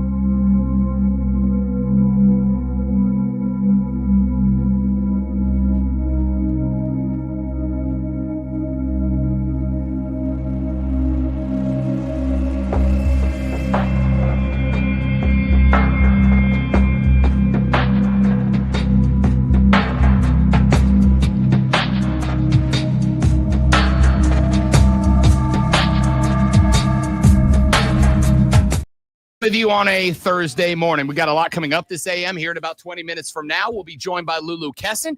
We'll chat with her about the heart-wrenching loss to the Alabama Crimson Tide last week. And now the Gamecocks, as they make a run through what might be the hardest second half of the schedule of anybody in college football, have to go on the road down to Oxford, Mississippi to take on the mighty Running Rebels of Ole Miss. And I've got some thoughts on that.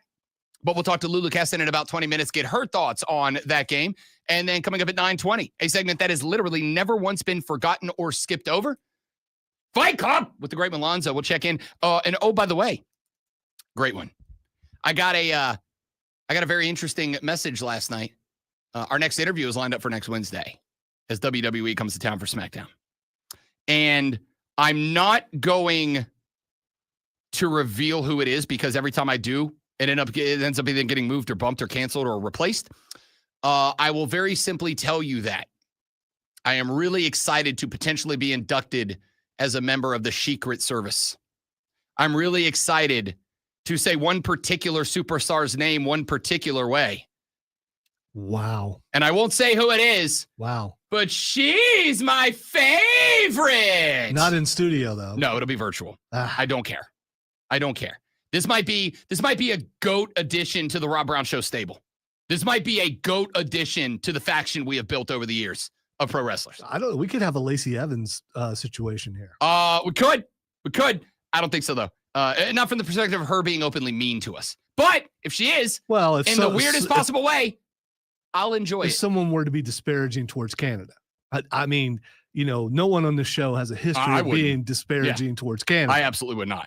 Couldn't fathom it. I'm not going to do this because I'm going to say this now. So if I were to ask her, hey, Rob Brown has said that Canada is America's hat. What do you think about that? I'm not going to do that, though. That's a nickname born out of love, respect, and admiration the fact for our that great I'm friends to the north. I'm telling you that now, which means I won't do that. Our great friends to the north. But I could have done that. Oh, Canada, our home and native land. Listen, we'll see. But that's it. That's all we're gonna say about it. We're gonna let it be for there until it happens. But we'll let you know. Okay, I have a theory that I'm working on right now, and this theory was born from the firing of Brian Kelly this past weekend. Now, the firing of Brian Kelly this past weekend triggered a lot of conversation about coaching in college football from a million different angles. It has triggered the conversation about who's taking what jobs next year. It has triggered the conversation about who is and is not going to and would be and might be available, et cetera, et cetera. And it has triggered conversations about the requirements for success to be a head coach at the highest levels of college football. I've said before, I think that LSU is the best job in the country. That's an honest take. And I've said before that I think along with it being the best job in the country, it is also probably the most high-pressure job in the country. Because I will say that, Clemson fans, you think you guys have high expectations? LSU fans are borderline straight-up delusional with the expectations of that program. But their delusional expectations are also the reason that LSU has, I will say, for the sake of protecting myself, as much money as anybody else. I would realistically say they probably have more money than anybody else. I want you to think about it. One dude just stepped up and provided the majority of the money to pay Brian Kelly's buyout this year. One dude did that. What if it was the governor that did? You find out it was him. That'd be interesting. And that's why he feels like that he should make the next choice. It would be interesting. So here is the theory that I had. We've talked about the Rob Brown head coaching success platform. You must have a foundation of culture. Brian Kelly does not have one. There's no culture around Brian Kelly. You cannot be a me guy and have a culture that other people around you buy into. You can't do it. I want you to name me one. Even Nick Saban, not a me guy. Debo Swinney, certainly not a me guy. Shane Beamer, not a me guy. But if you are a me guy and you can't build that culture, I don't think you can be successful anywhere because that is the beginning of what you need. And then, of course, once you have the culture built, that is your foundation, you go to Rob Brown's 4 pillars of coaching success. Player acquisition, player retention, player development, execution. You got to have all 4 of those. You used to be able to have, you could do 2 of those things exceptionally well. Now you got to do all 4. But I would like to add something. And I don't know if this fits into the culture foundation or if it's a 5th column. But I don't think you can be an a-hole and be a successful coach anymore. I don't think you can be that old school, gruff, constantly and always militaristic football coach that you used to be able to be. And I think that's what Brian Kelly was, and I think it cost him his job. I have heard many times on this station from various people who have said that there's no way that you can be a head coach in any sport without being a jerk. I've heard that too, and I think that that's dead. Now, what I do think is true is you do have to be not a dictator, not a tyrant. You do have to be willing to lay down the law. And I'm going to play you a clip here in just a couple of minutes that one of my favorite coaches in the game right now has gone down that I think is great. You do have to say, look, this is the way it's going to be, and here are the expectations, and lay them down. But at the same time, there is a way to do that without being a jerk, a butthole, whatever phrase you want to use here. Brian Kelly's not that. And I think that became very obvious. And if you've been paying attention, it's been obvious for a while. But I think it became very obvious to everyone when he pulled Garrett Nussmeier from that game on Saturday and was kind of getting in the kid's face. And Garrett Nussmeier was like, yeah, no, I'm not listening to you. If you got players who come off the field, even if they are mad, Even if they're angry, you benched them, you yanked them from the game, and they're mad and they're angry, and they are willing to quite literally brush you off, walk right past you, go to the bench, and not interact with you again for the rest of the game. You're not going to succeed there, my guy. It doesn't matter if that one player is a diva, because if one player is going to do that and get away with it, that becomes infectious. And there's a few reasons that this theory kind of came up to me, and all of them kind of centered around reflecting on the time of Brian Kelly at LSU. The first is, and I say this one, and I mean this one more than anything else I'll say in this segment, and we talked about this yesterday. This is kind of a trailer hitched on to the wagon of what we talked about yesterday. I think the number one most important aspect of being a successful coach nowadays is you have to be authentic. And that doesn't mean that you have to be like bubbly and everybody loves you. And it doesn't mean that you have to be any particular type of way. You just have to be authentically your way. I don't think there's anybody more authentic in the game right now than Lane Kiffin. I don't think there's anybody more authentically in the game right now than Dabo Swinney. Honestly, I'll tell you one spot that I'm at right now. And I'm having a hard time kind of justifying it. The last couple of press conferences of Shane Beamer's, I'm kind of starting to see a bit of a different Shane. I'm kind of starting to see a bit of a different Shane. And I can't really put my finger on what it is. And Gamecock fans, I'm wondering if any of you feel this way too, but I'm kind of like I'm catching a different vibe than the Shane Beamer that we've gotten used to the last few years. And I don't know what it is.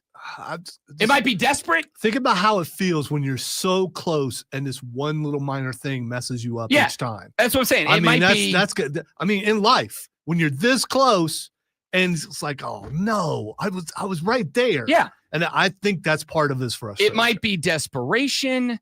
It might be feeling the pressure that is being placed on him. It might be. And again, I just because I like to keep it a buck on the show, there have been rumors and accusations over the years that Shane Beamer is short-tempered and trends towards angry more often than he shows out in the public sphere. And it might be a part of that. That might be true. I haven't believed it, but that might be true. So with all that being said, we also went through the list of the highest paid head coaches. And with a couple of exceptions, the two being Brian Kelly, who just got fired, and Bill Belichick, who is not Bill Belichick anymore, and I think it doesn't take much to see that. Of the other head coaches, there's not one that I would look at and go, that guy's inauthentic. I've interacted with most of them, at least temporarily. There's very few of them that I walked away going, this is a charade, a facade. I've walked away going, that's who that dude is. I don't think you can get away if your authentic self is being a jerk. I don't think you can do that anymore. And I got a few reasons for it. The first is obviously, and it is the one that you guys have had the biggest gripe about. If you suck and your players hate you, they'll leave. 4 columns: acquisition, retention. If you're a butthole and your players can't stand you, they can leave now. Part of the reason, and I've said this a million times, part of the reason that I think so many coaches actively talked out about the transfer portal becoming a big part and a mainstay and like just a thing everybody has access to was my belief that coaches' jobs got harder. And one of the reasons I listed that their job just got harder was because now you can't just be openly a jackass to your players all the time. You have to make them want to stay with you. And if you are just all the time hammering down on them, who wants to be in an environment like that? Nobody. Nobody wants to be in that environment. And if you're in an environment like that and you can find a new job, which is not always easy out here in the real world, but if you can find a new job and it's going to pay you the same and you don't have to move and all that, you're going to take it. Well, college football players, they care less about the not having to move thing. And now they can get paid more. If they do, they're going to go. Here's the second reason: social media. Social media does 2 things for college football. Number 1, it allows the players to more readily speak out. Number 2, it allows everybody to more readily speak out. For instance, let's talk about Brian Kelly.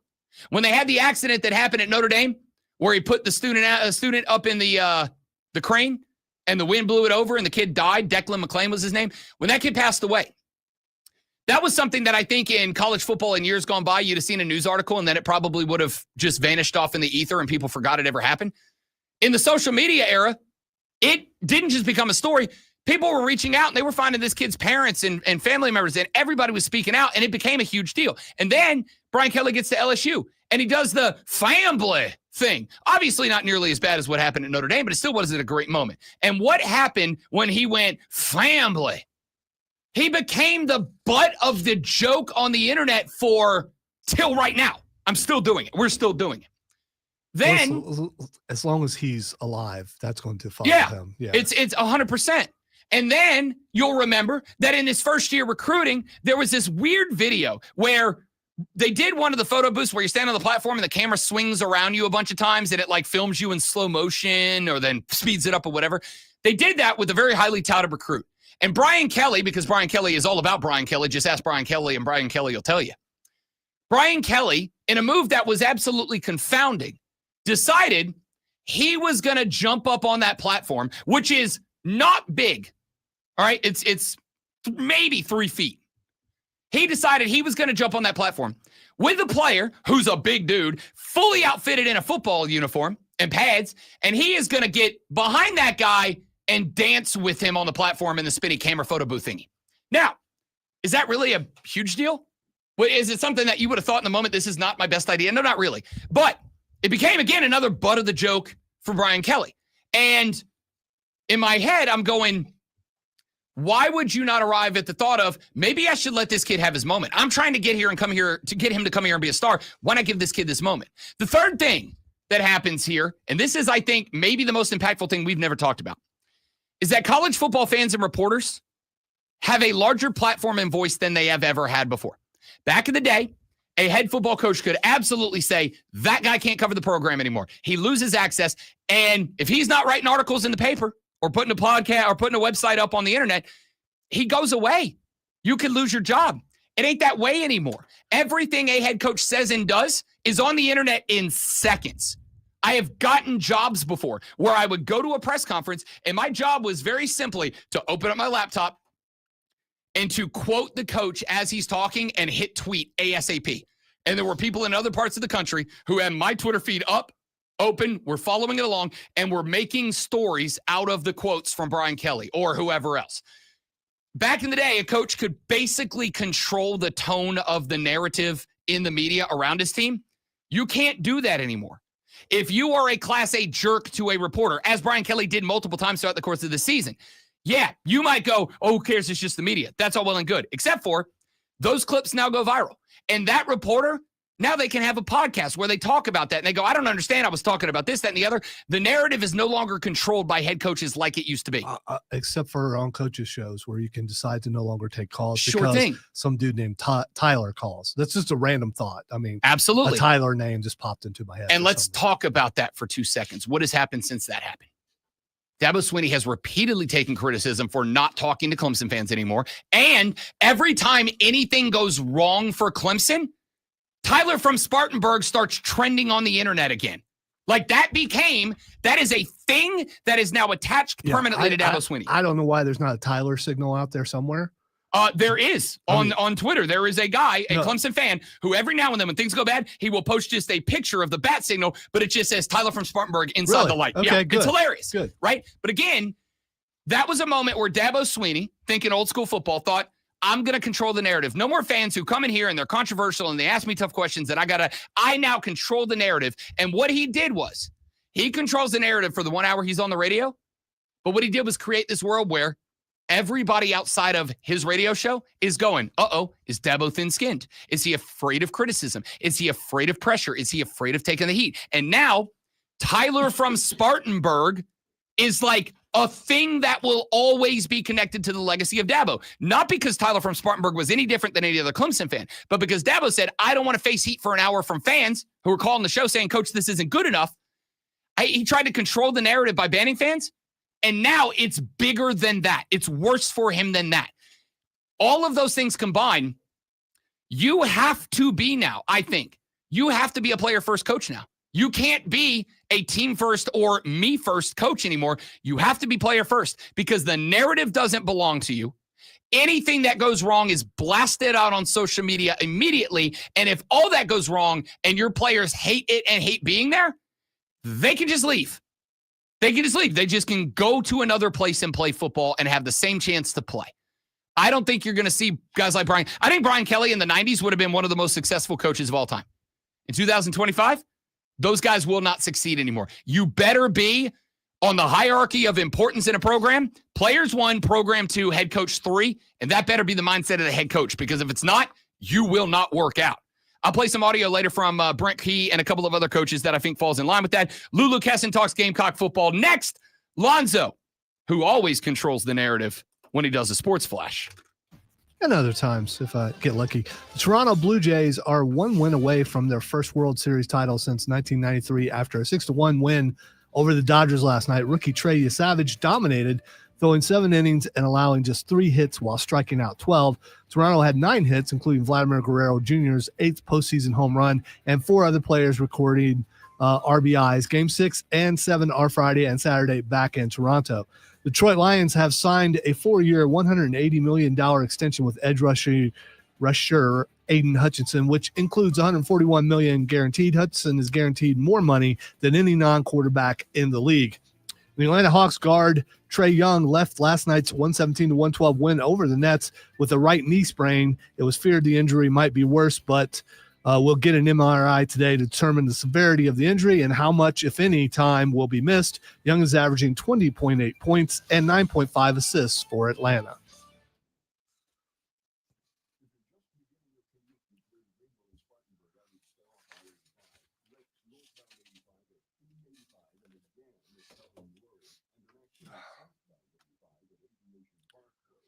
Gotta do a thing.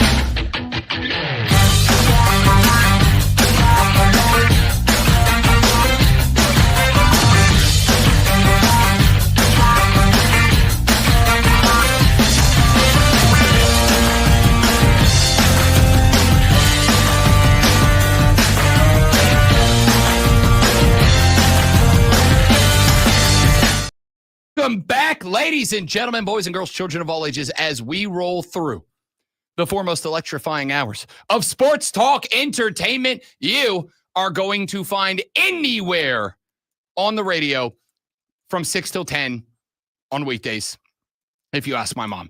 We got a lot to get to. We've talked some college football on the radio program today. We're going to talk some NFL football on the radio program today. We've got to talk World Series. We got into it very briefly at the beginning of the show. We will return to that. The Jays did a win last night. They head back to Toronto. They've got 2 to win 1. The Dodgers must be perfect in Canada if they wish to go back-to-back World Series championships. I'll break down game 6 and 7 for you as the show and the week progresses, because we still do technically have one day. But, ladies and gentlemen, it is 8 o'clock in the morning on a Thursday morning, and you know what that means.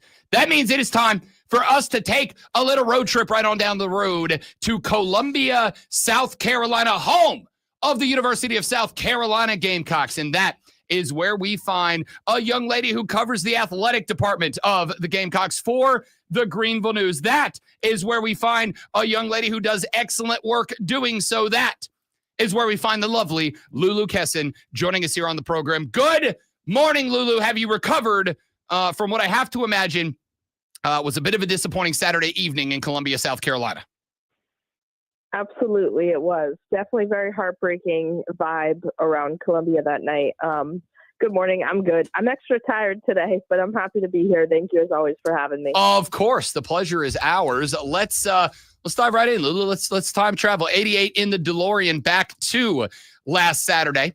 The Gamecocks in a game. They end up with a lead. They end up with an 8-point lead. And then the wheels came off. And I will start with the question that was kind of at the heart of the debate that we had on Monday. Lulu Kesson, in your opinion, was that more South Carolina found a way to lose the game, or Alabama found a way to win the game, or is it somewhere in the middle? I think the easy answer would say somewhere in the middle. The reason why I honestly lean a little bit towards Alabama found a way to win was because this is an Alabama team that has a very, very high-performing, productive offense that was, in my opinion, a little underwhelming for 3 quarters. And yes, I do think that South Carolina shot itself in the foot at different times throughout the game.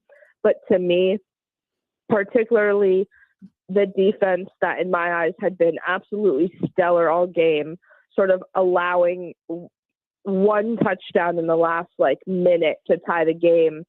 To me, it looked like, okay, this is a gas defense that played their what off for pretty much the entire game.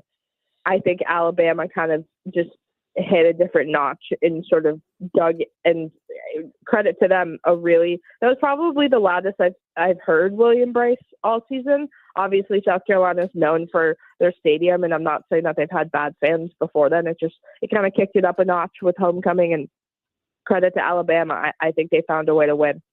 So I've heard that a couple of times. Let me give you the thought to the contrary. I actually do lean more towards South Carolina ended up losing this game more than Bama took it from them. And here's my justification, and I want you to tell me, Lulu Kesson, am I overthinking this, or is there some merit to it?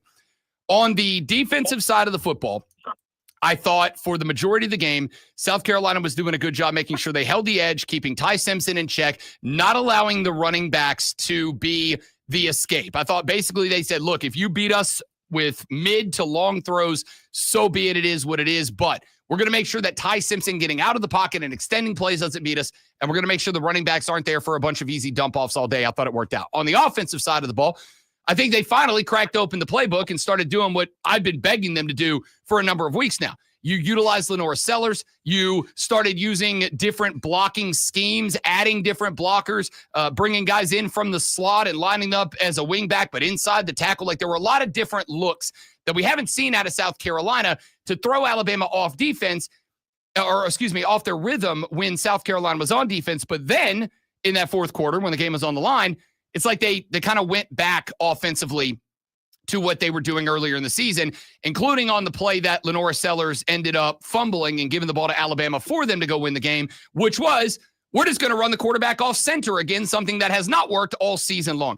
I felt like, Lulu Kesson, South Carolina panicked a little bit in the fourth quarter. We didn't expect to be in this spot. They kind of panicked. They regressed back into what they did that didn't work, but they were most comfortable with, and that's why I walked away from that game disappointed.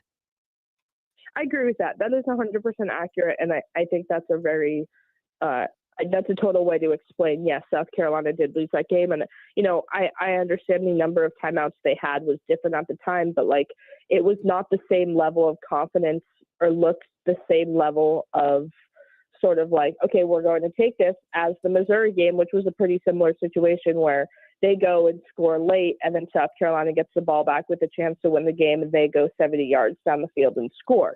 I think that obviously it's an underperforming offense compared to last year, even compared to, everyone else in the SEC right now. But to your point exactly, I think that South Carolina didn't have that level, even same level of aggression from the first quarter as they did in that moment. Yeah, that was the big problem for me. Was I just thought that there was a change in what they did that worked and went back to something that had not been working through the course of the season. That being said, we did kind of see vintage Lenora Sellers. We did kind of see the Lenora Sellers that we saw towards the end of last year that put him on the Heisman watch list. We saw him escaping a lot of tackles, being damn near impossible to bring down for Bama in a number of spots, making throws on the run, etc. My only question now is, you saw it work against Bama. Now you've been in a tough spot and you've seen the result of getting away from that.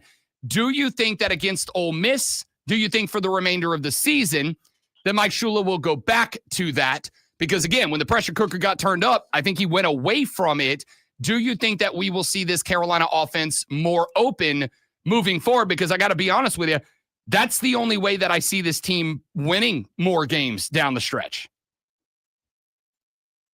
I'd argue you have to. Yeah, I think that it's exactly to your point. Like that's the only way this team has a chance in a lot of these games. And to be honest, it has to be a step in the right direction. I obviously a lot of people have thrown in the towel in terms of fans saying, all right, this season's over, blah, blah, blah. We're not going to get, people have their opinions. People can decide to give up on a season whenever they want. It's their own choice. But I do think that Alabama was at least a big enough leap in a positive direction, very far from where they want to be, very far from satisfied. But if this Ole Miss game and this Ole Miss performance, regardless of how good Ole Miss is, South Carolina, if they're not taking a similar step forward, I think it's really bad news. So let's talk then about this. So actually, let me take that back. I want to ask you one more thing because this came up a little while ago in the program, Lulu. I was talking about head coaches, and I believe that we have entered this new era of college football where the most important thing a head coach can be is authentic. And I think you look at the best head coaches around college football, they're all authentic. They can be whatever their personality is, but they must be authentic. And I think Shane Beamer has, over his time at South Carolina, been wildly authentic as a coach and as a person. But over the past, I really think 2 weeks, and you're obviously way closer to the program, covering these press conferences in person, having the one-on-one conversations, etc. But it feels like there's a different vibe from Shane Beamer to me. And I can't put my finger on what it is. I don't know if it is frustration with where they are, desperation because, you're starting to hear the fans start to chirp about maybe there's a change coming. And there have been over the years rumors that Shane Beamer may be a little bit short-tempered and just good at not showing that in front of the fans in the media. I can't put my finger on what it is, but I have felt a bit of a change in Shane Beamer when he is out in front of the cameras, out in front of the public. Have you gotten the same vibe? Has that discussion taken place between the journalists covering the squad, or am I making something out of nothing here? Sorry, I just want to clarify. You're saying that you're feeling like he's being less authentic as of late in front of the camera? Yeah. Or did I get that wrong? Not necessarily less authentic, but just like the personality feels different. And it may be authentic in that he is desperate or he feels frustration, or it may just be that the mask is coming down. I don't know if the Shane Beamer we've always had has been a cover for this one, or if this is just Shane Beamer who is in a spot where he's never really been before because the expectations were higher and he's not making them. And now there's, like I said, fans are starting to chirp about needing changes and he may be included in that conversation. I don't really know. I guess that's what I'm saying is I feel a vibe change, Lulu Kessin, but I can't really put my finger on what it is. Mm-hmm. I think overall, maybe this is kind of a dumb take, but I think that a lot of people didn't necessarily realize what rev share would do to athletics and what it would do to recruiting. And I think that every coach right now is sort of dealing with this added layer of a constant reminder that the game that they all knew and the game that they signed up for is changing. That on top of every other coach seems like, Shane pointed out the other day, he was like, I don't know enough about the Brian Kelly situation to comment on it, but, LSU fired Coach O 2 years after winning the national championship. Dan Mullen was fired a year after going to the SEC championship. Like, he's well aware that that athletic departments can turn on you in an instant. And I think that awareness is probably going to maybe, turn into some type of, visual. It's easy to tell when someone's kind of on edge. That said, I don't think that there's been a huge difference. I think he was very much himself on Tuesday, laughing, joking. And I know people might, I saw a comment that was like, year 3 and 5, you have nothing to smile about a player. And I was like, we've lost the plot. And if you think that telling a 19-year-old they're not deserving of happiness just because they barely contributed in this case to a loss, then you're not going to get a winning team with that mindset or culture. So I do think Shane is overall himself. Last year they won their last 6 games. And so I didn't see, honestly, from, October 12th to December 12th when they didn't make the playoffs. That was the happiest Shane Beamer, kind of no reason not to be. And it's just been a while since he's had some reasons to be upset. And I'm still getting used to that because it was sort of like a misleading first year where someone joked, my friend who's a journalist got here in August, and he's like, I think I kind of just didn't understand, Clemson and South Carolina, I get here and they're fighting for playoff spots, and I didn't realize that wasn't going to happen every year. But that's all to say, I don't want to ever tell anyone, you're making something out of nothing, but I think that he is still his authentic self. Maybe just stress is coming out in weird ways. Yeah, I think that's fair. Like I said, I can't really put my finger on it, so that may be what it is. I'm really intrigued to see what happens, and obviously a lot of that is going to be predicated by a little roadie down to Oxford, Mississippi to take on a top 5 Ole Miss running Rebels team. Yesterday, Lulu Kesson, I was listening to Lane Kiffin do a press conference getting ready for this game, and love Joey Freshwater. Dude's absolutely hilarious. But from the perspective of a football coach, I found his press conference very interesting because when asked about preparation for South Carolina, he gave about a 3-minute answer. But, and I may be reading too much into this, but it sounded a lot to me like Lane Kiffin said, if you stop Lenoris Sellers, if you stop the quarterback, and he talks specifically about how he's hard to tackle, he's hard to bring down, he can throw on the run, and all these different things make it pretty tough to stop him. And of course, they've got Trinidad Chambliss, who we'll talk about in just a moment. And then he talked about the other side of the football, and he specifically was mentioned the defensive line, but was obviously calling out 1 or 2 specific players in that spot. It sounded to me like Lane was pretty much saying, if we can stop Lenoris, and if we can slow their pass rush down, we're going to win this game. What's your reaction to that, and what are your thoughts on what South Carolina will need to do to pull an upset a week after they had Alabama on the ropes, playing a team that is very good, but not quite as good as Alabama, which makes it feel winnable to me? Easy answer, but execution in the fourth quarter, obviously that's something that Shane harped on, and it's easy to say that after the Alabama game specifically, but Ole Miss blew a lead to Georgia. I'm not sitting here saying South Carolina and Georgia are the same football team, but you got it when you're in these situations and you're the underdog and everyone's counting you out. You have to look at every little thing you could take advantage of and kind of poke at. And although Ole Miss is an incredibly disciplined team, and Lane Kiffin is a really, really great coach, particularly one that can make in-game changes and just coach a game and a difficult game really well.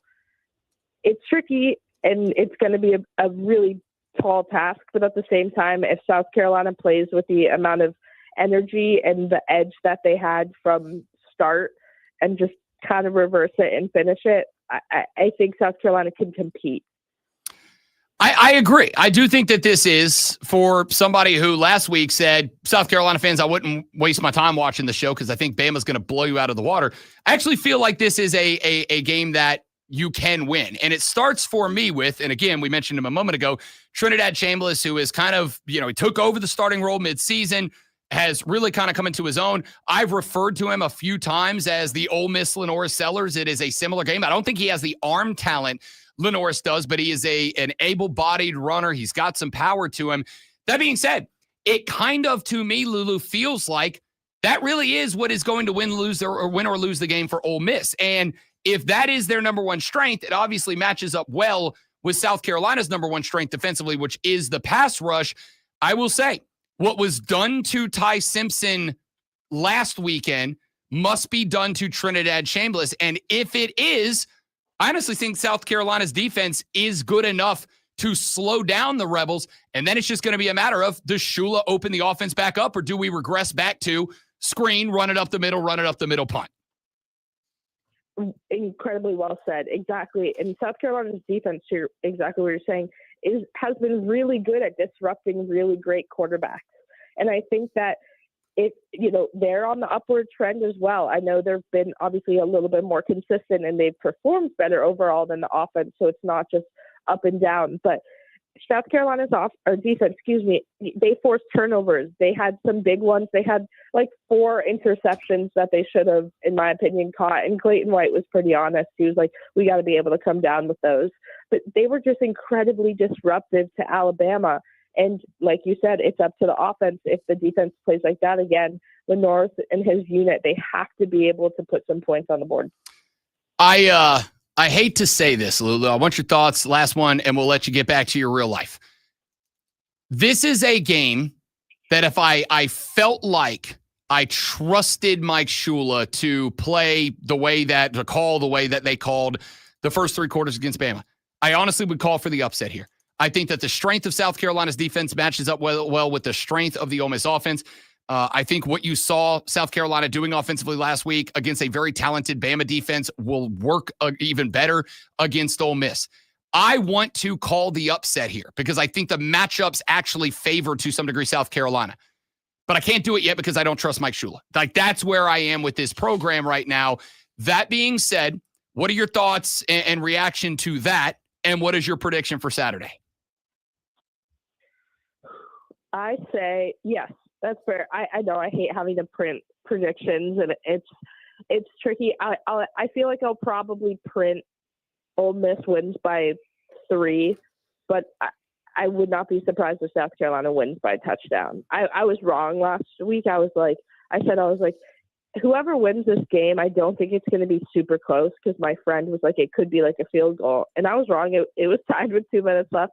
So I mean, Ole Miss it's one of those where I kind of have the same feeling right now that I had going into the Texas A&M game last year, where the record was not great for South Carolina. Things weren't necessarily going well, but I was just kind of like, I kind of feel like they're going to win.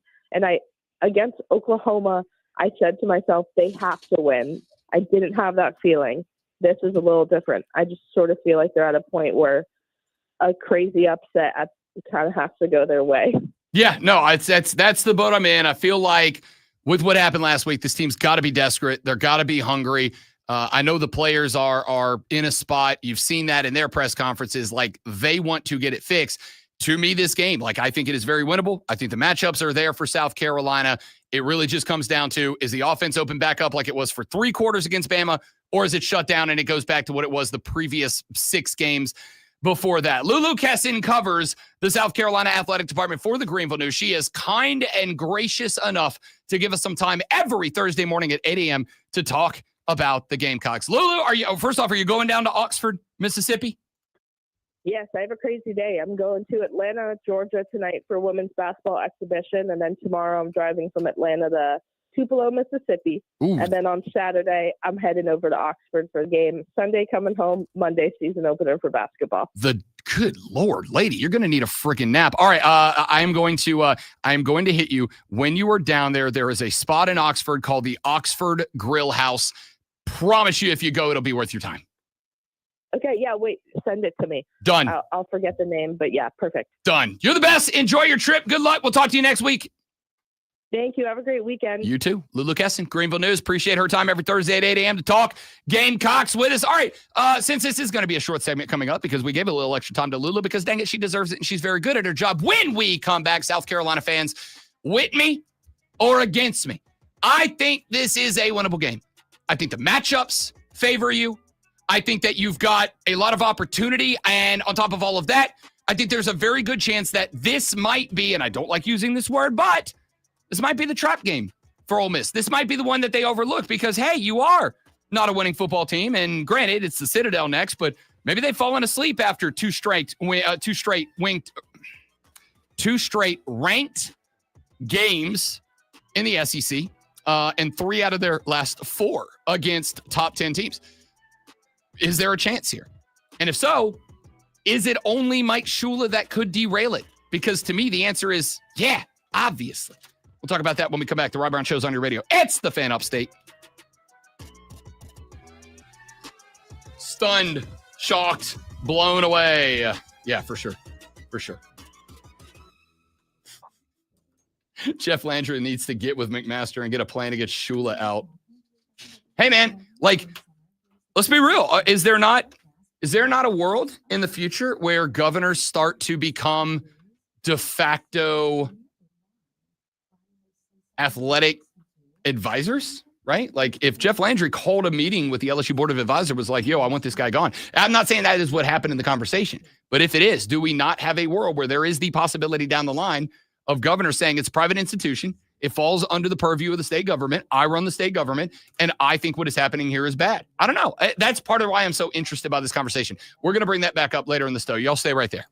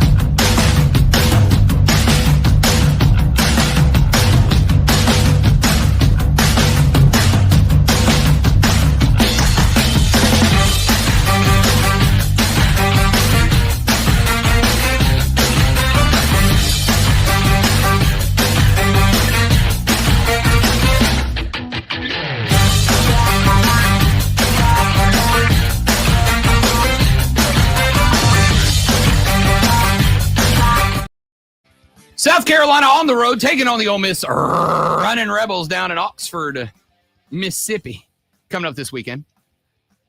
Look, there is one thing and one thing alone that is prohibiting me from feeling pretty good about calling this an upset alert.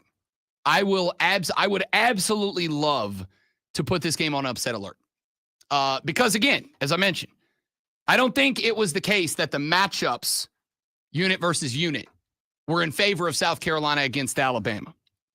And yet, you were in that ball game because you broke out a bunch of stuff nobody had seen you break out before. I don't know why you waited till that point in the season to do it, but you broke out a bunch of stuff nobody had seen you break out before. You changed up the scheme. You changed up the play calling. Defensively, you recognized what Alabama's strength was. You took it away from them and said, hey, look, if you beat us with the weak elements of your game, so be it. You beat us. But we're going to take away the parts of your game, your offense, that are best. And Bama spent 3.5 quarters not being able to beat that. And then again, and I'll tell you, it's not this past Saturday. It's not that I'm disappointed in Mike Shula, because I think disappointment effectively means that someone did not live up to expectations. The reality is the expectations for me from Mike Shula were not very high. This is why I said on Friday, I don't think this game is even going to be worth watching. And we got a texter, we got a caller, Dre, who called the show. And Dre said to us, look, I think that we can pull it off because we have Lenoris, we got a good defensive line, good pass rush, yada, yada, yada. And I said, I agree with all that, but here's the problem. If you have a Ferrari, but you leave it parked in the garage, what good is having a Ferrari? Like, that was my problem with Shula calling the games. And the thought that I followed that up with was, why would I believe that something that has been consistent in a pattern for 7 weeks is suddenly going to change in the 8th? Why would I believe that after 7 weeks, especially when you've had your back against the wall after the last couple, that suddenly something is going to change? Tigers don't change stripes. Leopards don't change spots. Gamecocks don't change feathers. Why would I believe that that is going to be the case? I don't know. So it was the case. That is what happened. Offensively and to some degree defensively, although I think you didn't really have to change much defensively. It was really just tactics within it. What I saw last Saturday, I think matches up exceptionally well with Ole Miss. The strength of your defense is, as has been mentioned a few times, the ability to hem the quarterback in the pocket and not let them start running free. Now, Trinidad Chambliss, different type of cat. This dude is the type of dude that, much like Lenore Sellers, though not quite as talented, this is the type of dude that, like, you are going to have to wrap up tackle. And dating back to the Mizzou game, when I'm on Hardy ran wild on you, brother. Dating back to that game, this is a South Carolina defense that, unfortunately for you, has gotten lazy and tried to arm tackle sometimes. And I'm going to tell you, this is a cat that can beat you with the legs. He put up 112 rushing yards against Tulane, 71 against LSU. He put up 53 against Oklahoma, 62 against Arkansas.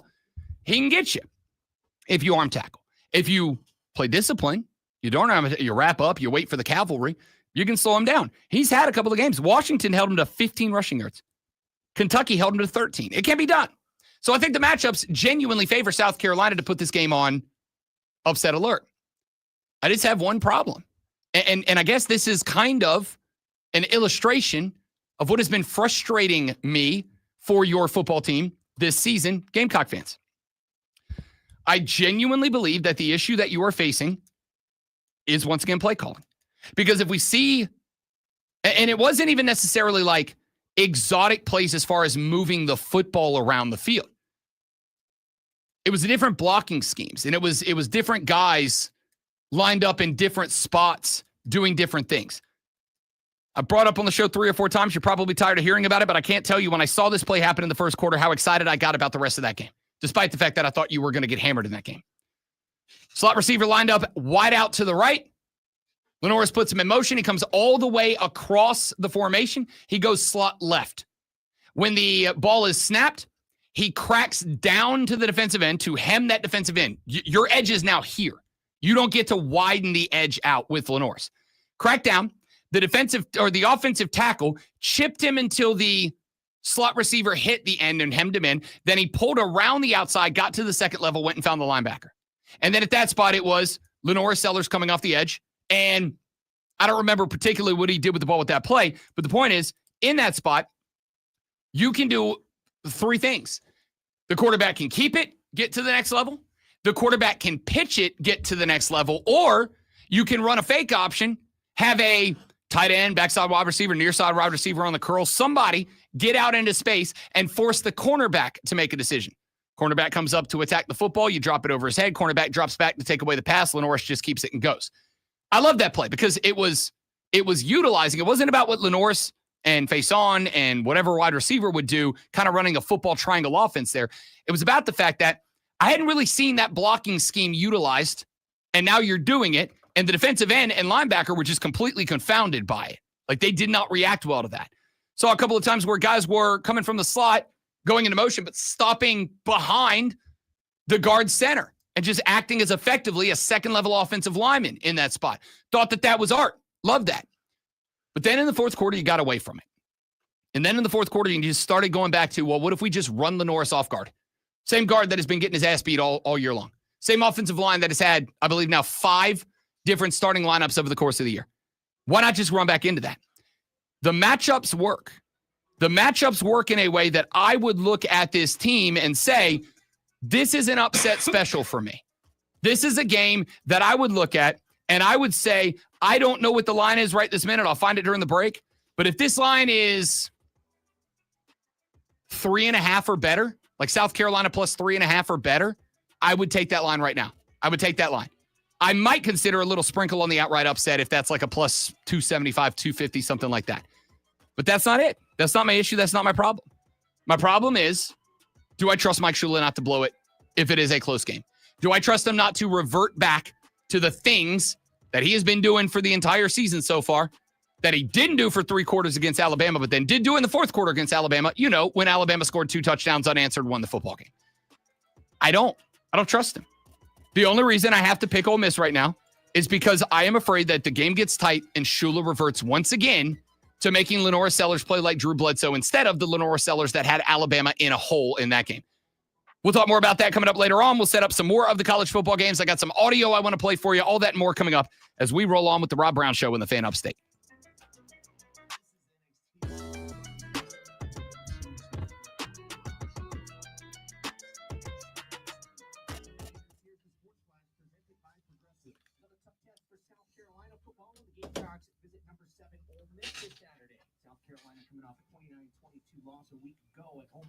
All right, guys, be right back. Don't go anywhere.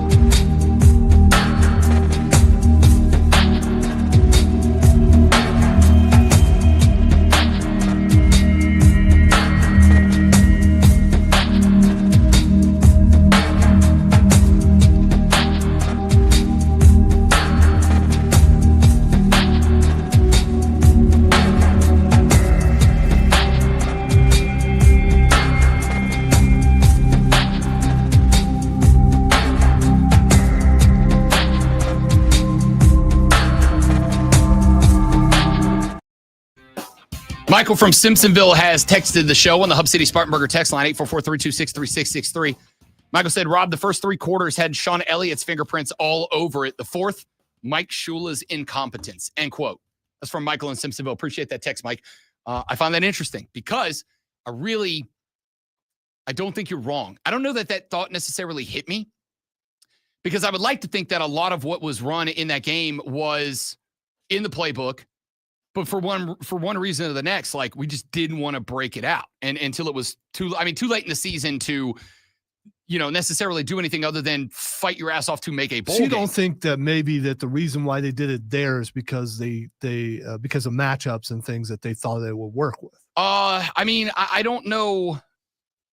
I think that's a theory, but I don't know what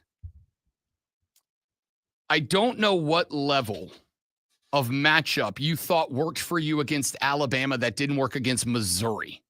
I don't know what matchup you think was going to work for you against Alabama offensively versus their defense. What matchup you thought you had that all would make the difference against Alabama, but not Oklahoma the week before.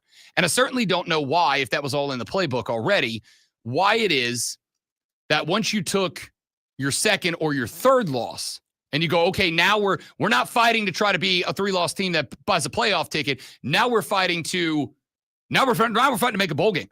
Like bowl ineligibility is a real possibility at this point. Why would you have not broken that out a game or two ago? I don't know. I just don't feel like that is the way that it would have worked for me. Granted, I'm just a big idiot, but that's kind of the way it felt to me. And I was like, I don't know what this is all about. So we'll see. We'll see if we genuinely get the first 3 quarters, and if we get Michael from Simpsonville texting us back and going, there it is, right? Because if we get, I'll put it this way, Mike, if you don't mind me calling you Mike, if we get the first 3 quarters of Alabama against Ole Miss, and specifically if you do that and you win the football game, which I think if you play first 3 quarters via Alabama against Ole Miss, I think you can and will win the football game. If you win the football game and you do it by doing what you did in the first 3 quarters against Alabama, and if somehow, and I don't know how, but if somehow it was to get out that Sean Elliott was indeed running the offense, whether it was the coordinator or the guy who installed the playbook, if it gets out that was Sean Elliott, then my question is, how does Mike Shula see another day? How does Mike Shula see another day as the offensive coordinator of the South Carolina Gamecocks? That's my big question about that spot. If I see 3 quarters of Alabama, and then I don't see anything else after that, and it gets out, like I said, we talked about this earlier in the show. I said that one of the reasons that you cannot be an a-hole of a coach and be successful in college football anymore, in my opinion, is the fact that college football coaches cannot control the narrative like they used to. There are elements of it you can control. We talked about Dabo Swinney being the perfect example. Dabo Swinney can control the narrative on his radio show by not allowing callers. But what happened literally the first time he tried to control the narrative by censoring the radio show? Tyler from Spartanburg, right? Or excuse me, Tyler from Spartanburg called in. And if Dabo doesn't close the listenership, because I think it was wasn't it the week after Tyler that Dabo said no more callers? I think that was it. Tyler from Spartanburg has now become like a thing in the story of Dabo Swinney. No matter what happens the rest of his career, if he goes on to win a bunch of championships after this, then everybody's going to say it was Tyler from Spartanburg that started that. And if he goes on to never get close again, everybody's going to say, should have listened to Tyler from Spartanburg earlier than they did. You can only control the narrative so much. And stuff is going to get out. Like it just is. Because again, every time that you add one more person to a secret, the possibility that secret gets out exponentially rises. Exponentially. This is the number one reason that I do not believe that the NFL is rigged, because it would take massive numbers of people to be able to pull that off. And it would take one person with a receipt to blow up America's biggest sporting league. One text, one phone call, one recorded message, one guy writing one book and proving the NFL is rigged, the whole thing blows up. I don't think it's rigged because I don't think you could pull off that level of conspiracy. I don't think it's possible. So, with all of that being said, I would be interested if we see the offense we saw for 3 quarters come out against Ole Miss, and especially if they win the game. Somebody in that organization would look at that and go, why would we want Mike Shula to stick around if Sean Elliott's the guy who installed all this and it worked? Why would we want that to happen? And if that was the case, that's going to get out. It's going to have some smoke to it, I think. So that is one thing I'll be paying attention to based on the result of this game. And if I see you guys go right back and revert back to the offense that got your asses handed to you by Oklahoma, cool, I'm done. I will be done. I will not just be done with this season. I will not just be done with Mike Shula. If the same offense comes out and gets blown out by Ole Miss, and I'm not even saying you got to win the game. I'm not even saying you got to make it close. You just got to show me that, like, you're making adjustments in reaction to what is happening week by week on the football field. If I see the same thing and the same things happen and it goes back to the team that got blown up by Oklahoma, by Vanderbilt, etc., if all that goes down, I have to tell you, I will be in here on Monday, and for the first and only time that it has happened so far, I would have to say, I think Shane Beamer is officially hot-seated. I think Shane Beamer, I'm not saying you have to fire him this offseason. I'm saying I better see a guy who busted to make some changes on that coaching staff and in that athletic department by next year. Because if he doesn't, I will have a real problem at that point. All right, since we talked some South Carolina, let me answer this question. Dewey texted the show and said, if Clemson loses to Duke this weekend, do you feel that would mean a change in Clemson would be needed? Dewey, I already feel that way. Let me tell you the change I think needs to be made at Clemson. I've already said this a few times. Clemson is a nepotism program right now. The overwhelming majority of the coaches on that staff are former players, Dabo's buddies, guys that are and gals that have relation with people in the athletic department. That staff is. This is not I think. This is a statement of fact. That staff is a nepotism program. And that was okay when you got Trevor Lawrence and Deshaun Watson and yada, yada, yada, and you were just really good. But if you're going to be a team that's fighting to be bowl eligible in a year where you had championship expectations, yes, I think the nepotism angle has got to go. I think there are 2 things that need to change primarily regardless of the outcome of the Duke game or the season at large. Number 1, I think the nepotism culture has got to go away. I think Dabo Swinney needs to focus less on, let me get guys in here who I know and who love the program, and more on, let me get good coaches. Let me get coaches who have proven themselves. Let me go. And you did that for both your coordinator spots, Garrett Riley and Tom Allen. But as I've said a few times, I think there is one more element of that, and this is change number 2. I think Dabo Swinney's got to trust coaches. I think he's got to let go and trust guys to do their job. And the argument I make is there is, in my opinion, no bleeping way that Garrett Riley is not handcuffed to the radiator right now. There's just no way he's not handcuffed. There's no way. Because if you spend 5 minutes watching the offenses Garrett Riley was coordinating at TCU, and then you spend the last 2 years watching Clemson's offense, it's not the same. It's not even not the same. It's not even similar. It's not even, it's like, okay, well, it's a TCU shade, but they kept the Clemson offense. No, it's not. It's the same as it has been at Clemson for a very long time now. I think Garrett Riley's handicapped to the point that I have and will again openly ask the question. Was Garrett Riley hired by Dabo Swinney not to be the offensive coordinator? Was Garrett Riley hired by Dabo Swinney as an answer to the constant barrage of criticisms of Dabo needs to stop promoting Dabo guys, Streeter, Godwin, etc., all Dabo guys?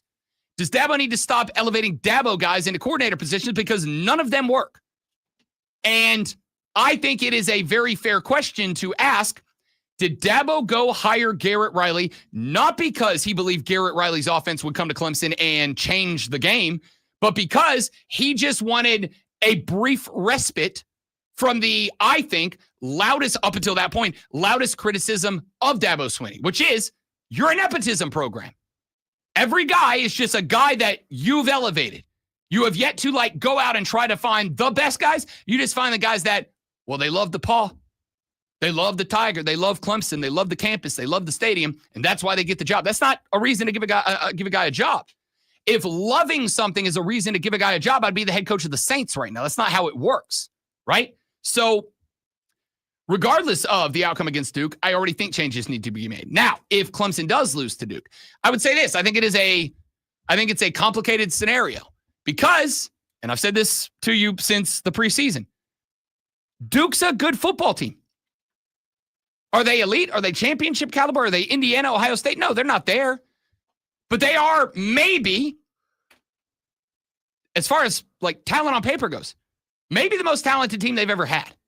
And it does revolve primarily around Darian Mensah, their quarterback, a portal guy, got paid what? I think he was almost at Carson Beck amounts of money to quarterback at Duke. But it does revolve around him. And when he's playing good football, Duke's a good football team. I don't trust Manny Diaz. I don't think he's proven yet that, like, he learned what went wrong at Miami and has fixed all of that now to be the head coach at Duke. Here's the other thing that I think makes this interesting. Penn State's looking for a coach. I do not think Lane Kiffin's going to Penn State. And I don't think that any of the old guys are coming out with one exception. I actually think there's a chance Urban Meyer goes to Penn State. But that's a different conversation. If he doesn't, I think Matt Rule, I'm not saying he has, Matt Rule may have eliminated himself from the conversation by getting his asses kicked by Minnesota. I think he might have taken himself out of the conversation, which means that if Lane Kiffin's not going there, Penn State is on the hunt for a new head coach. Do you know who's been mentioned as a potential suitor there? Manny Diaz at Duke. Manny Diaz's name is in the hat for Penn State, which means that if Manny Diaz wants to go to Penn State, and let's keep it a buck, with all due respect to the Blue Devils, why would you stay at Duke when Penn State comes a-calling? If Manny Diaz wants his name at the top of that list, winning games is how you do it. And even if it's not a good Clemson team, beating Clemson for Duke is a big thing. That's a highlight reel mark, right? That loss that you guys took at Duke a few years ago is still probably the biggest win in recent memory, maybe long-term memory for the Duke Blue Devils. So I think it is very possible Clemson loses this game if Darian Mensah is on top of his game. And the reason the conversation is complicated is, on one hand, if you are Clemson, the expectations are, we don't ever lose to the Duke Blue Devils. On the flip side, the conversation is complicated because this might be the best the Blue Devils ever had been. This might be the best Duke Blue Devils team of all time.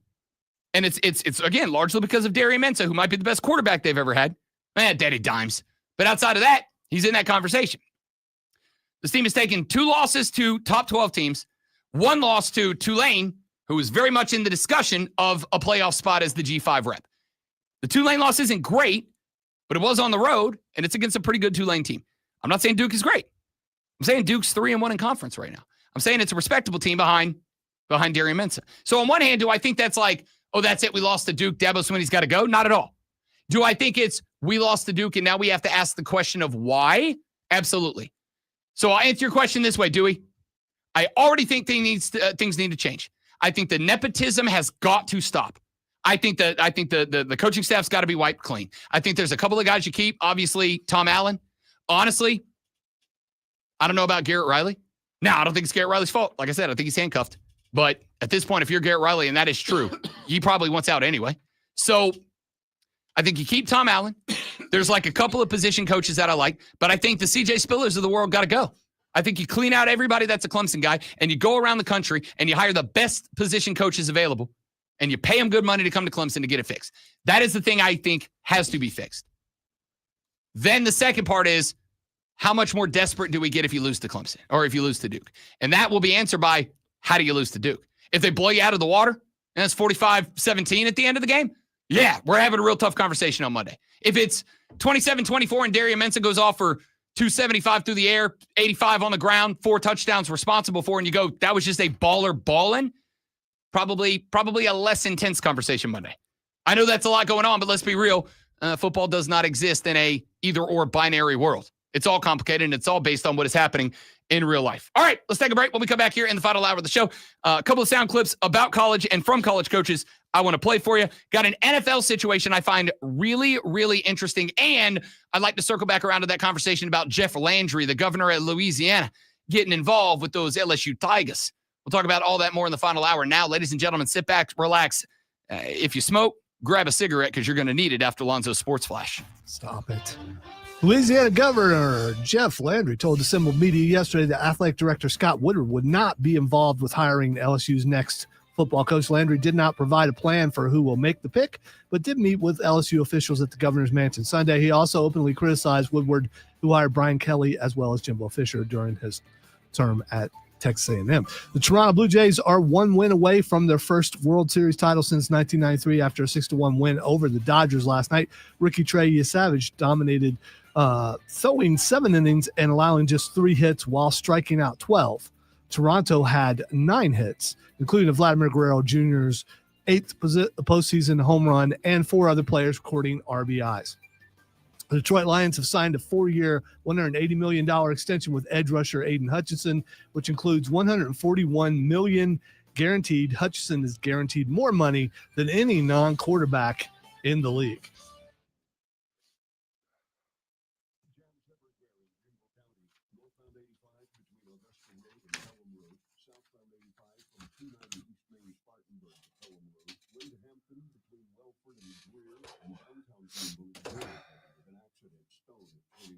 Highway 14 at Woodruff 5 Forks is also jammed up tight. From the News Talk 98.9 WORD Traffic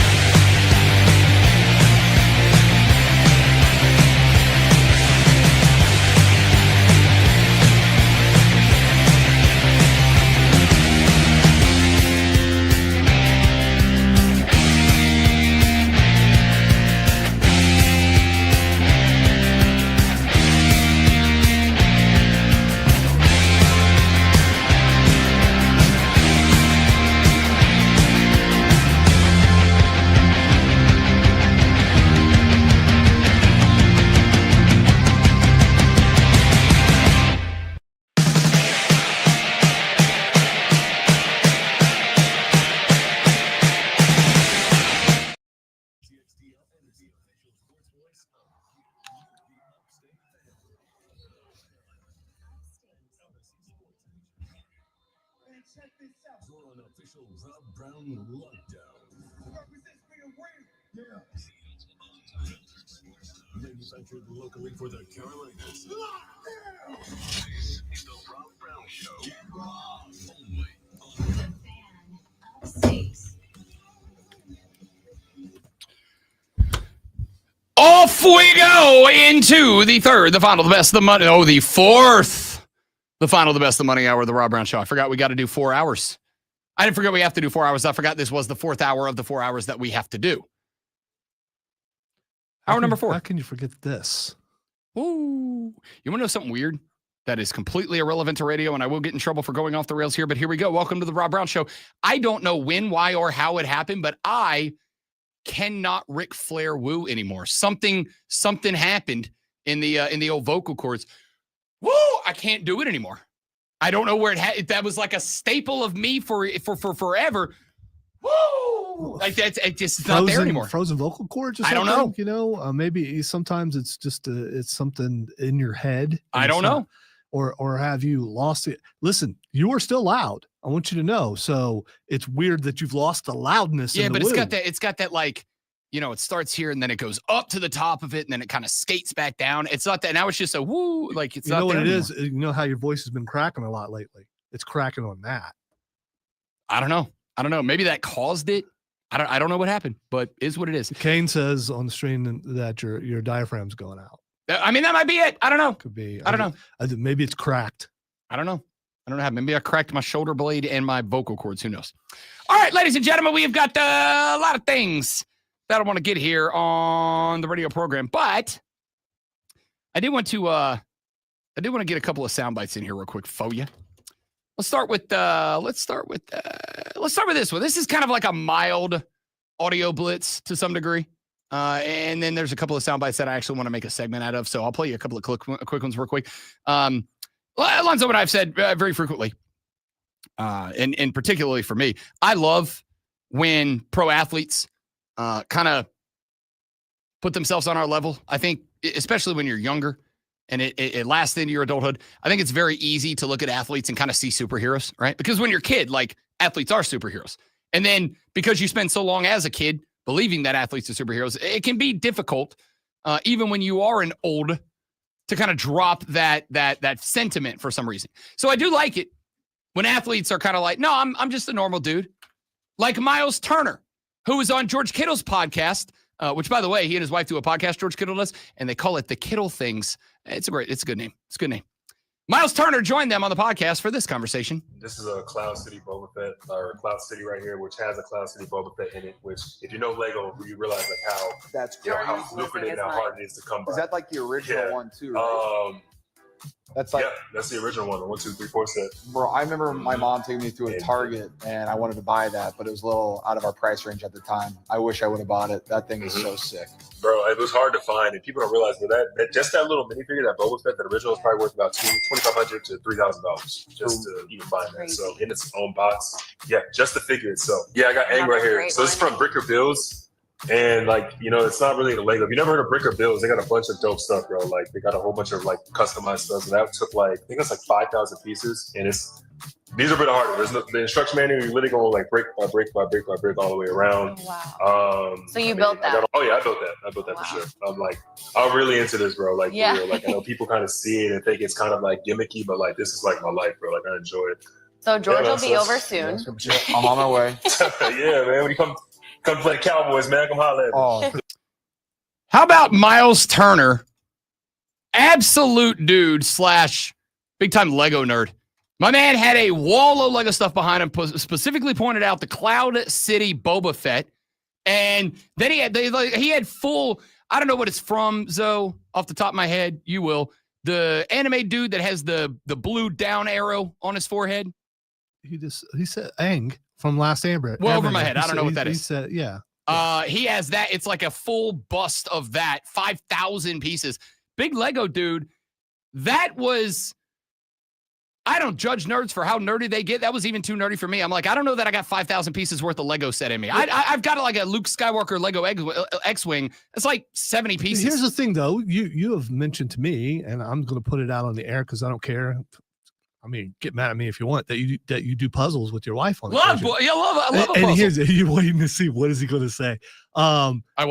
There's just not much of a difference. I'm in the middle of putting together a one-piece model of one of their ships, and it's difficult because they're really small pieces, and I get hand cramps And since I was a kid, I don't know how it has to do with circulation. So it's a problem. So it's definitely a process. And I've always been I used to love 3D puzzles. I would love to do Legos, but I can't afford that. Neither can ridiculous. you. Nope. The only NFL players can afford that. Sure can't. That is 100% true. Austin Reeves. Austin Reeves on a heater right now. No Luka, no LeBron. Austin Reeves goes off. It's a game-winning shot. He's got a 51-pointer in the bag right now. And it's not on Twitter trending topics anymore. And I'm okay with that. Let me tell you why. I'm not, because I'm struggling, but that's okay. Last night, after he had another game and after he went off for a game-winning shot, by the way, the Lakers, kind of interesting right now. Luka's a little dinged up. LeBron's out for another couple of weeks at the minimum. And what are the Lakers turning to right now but like a couple of just average-looking white dudes that are carrying the squad right now? Well, it's wild. The future looks like it's going to be Luka and Austin Reeves. Absolutely. That's weird. So Austin Reeves hits the game winner. He goes to do the sideline report and interview last night, and this happened. I'm sure you get some texts from Luka after this one. And LeBron. They'll probably tell me I suck because I missed like 14 shots. Well, get back, my brother, and LeBron. Everybody get back. Austin, thank you. Congratulations. Appreciate you. So probably getting some text from Luka and Braun right now, huh? He goes, yeah, they're going to tell me I suck because I missed like 14 shots, but could y'all hurry up and get back, please? I love that. I love it for all three angles. I love Luka and Braun sending bleep talk text to Austin Reeves after he went 51 one night, game winner the next. I love him just kind of laughing it off and then screaming, can y'all get back, please? And then I love at the end, and I know you can't see it because it was audio, but like the entire Laker team came around and started doing like the huddle jump thing around the guy because they're not a bad basketball team and they don't have two of the best players in the league available right now. I love all of that for Austin Reeves. The thing is, also, both Luka and LeBron posted something on Twitter. LeBron's cannot be read on the air. Yeah. It included a beep. Yeah, it did. Wow. I mean, when you get your chance to shine and you do, I mean, what kind of a step back does he take, though? I got to tell you, like, can he play like that when both those guys are on the court also? If homie can go off for 51 and can go ice water in the veins to knock down the shots he was knocking down last night, especially in a win, I'm here for it. Well, yeah, it's a perfect position because the other team can say, well, we're going to double LeBron or we're going to double Luka. Well, if Austin Reeves is out there too, look at what he's doing now without them. And here's the best part about it. Here's the interesting part about it. Last night, because the Lakers don't have those guys, they had to roll out a starting five of Rui Hachimura, Jared Vanderbilt, Jake LaRavia, DeAndre Ayton, and Austin Reeves. So, Austin I hate Reeves. to say this, but that sounds like G League team. It 100% it does. That's kind of part of the the funny behind it. So one of those players is a cat by the name of Jake LaRavia, who wears number 12. Jake LaRavia is a 6'7" power forward out of Wake Forest. He was a first-round pick to the Minnesota Timberwolves back in 2022. Now he plays for the Lakers. Funny enough, the Lakers were playing the Timberwolves last night. And while Austin Reeves went off for 28, Jake LaRavia went 10 of 11 from the floor for 27 points. And at one point in this game, a game in which, by the way, Anthony Ant-Man Edwards did not play due to injury, Ant was sitting on the bench, and this happened.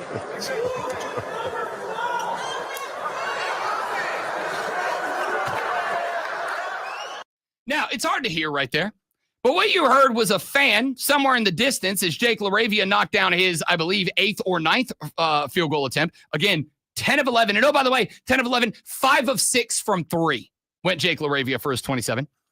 As he knocked down yet another 3, a fan somewhere in the background screams, "Who is number 12?"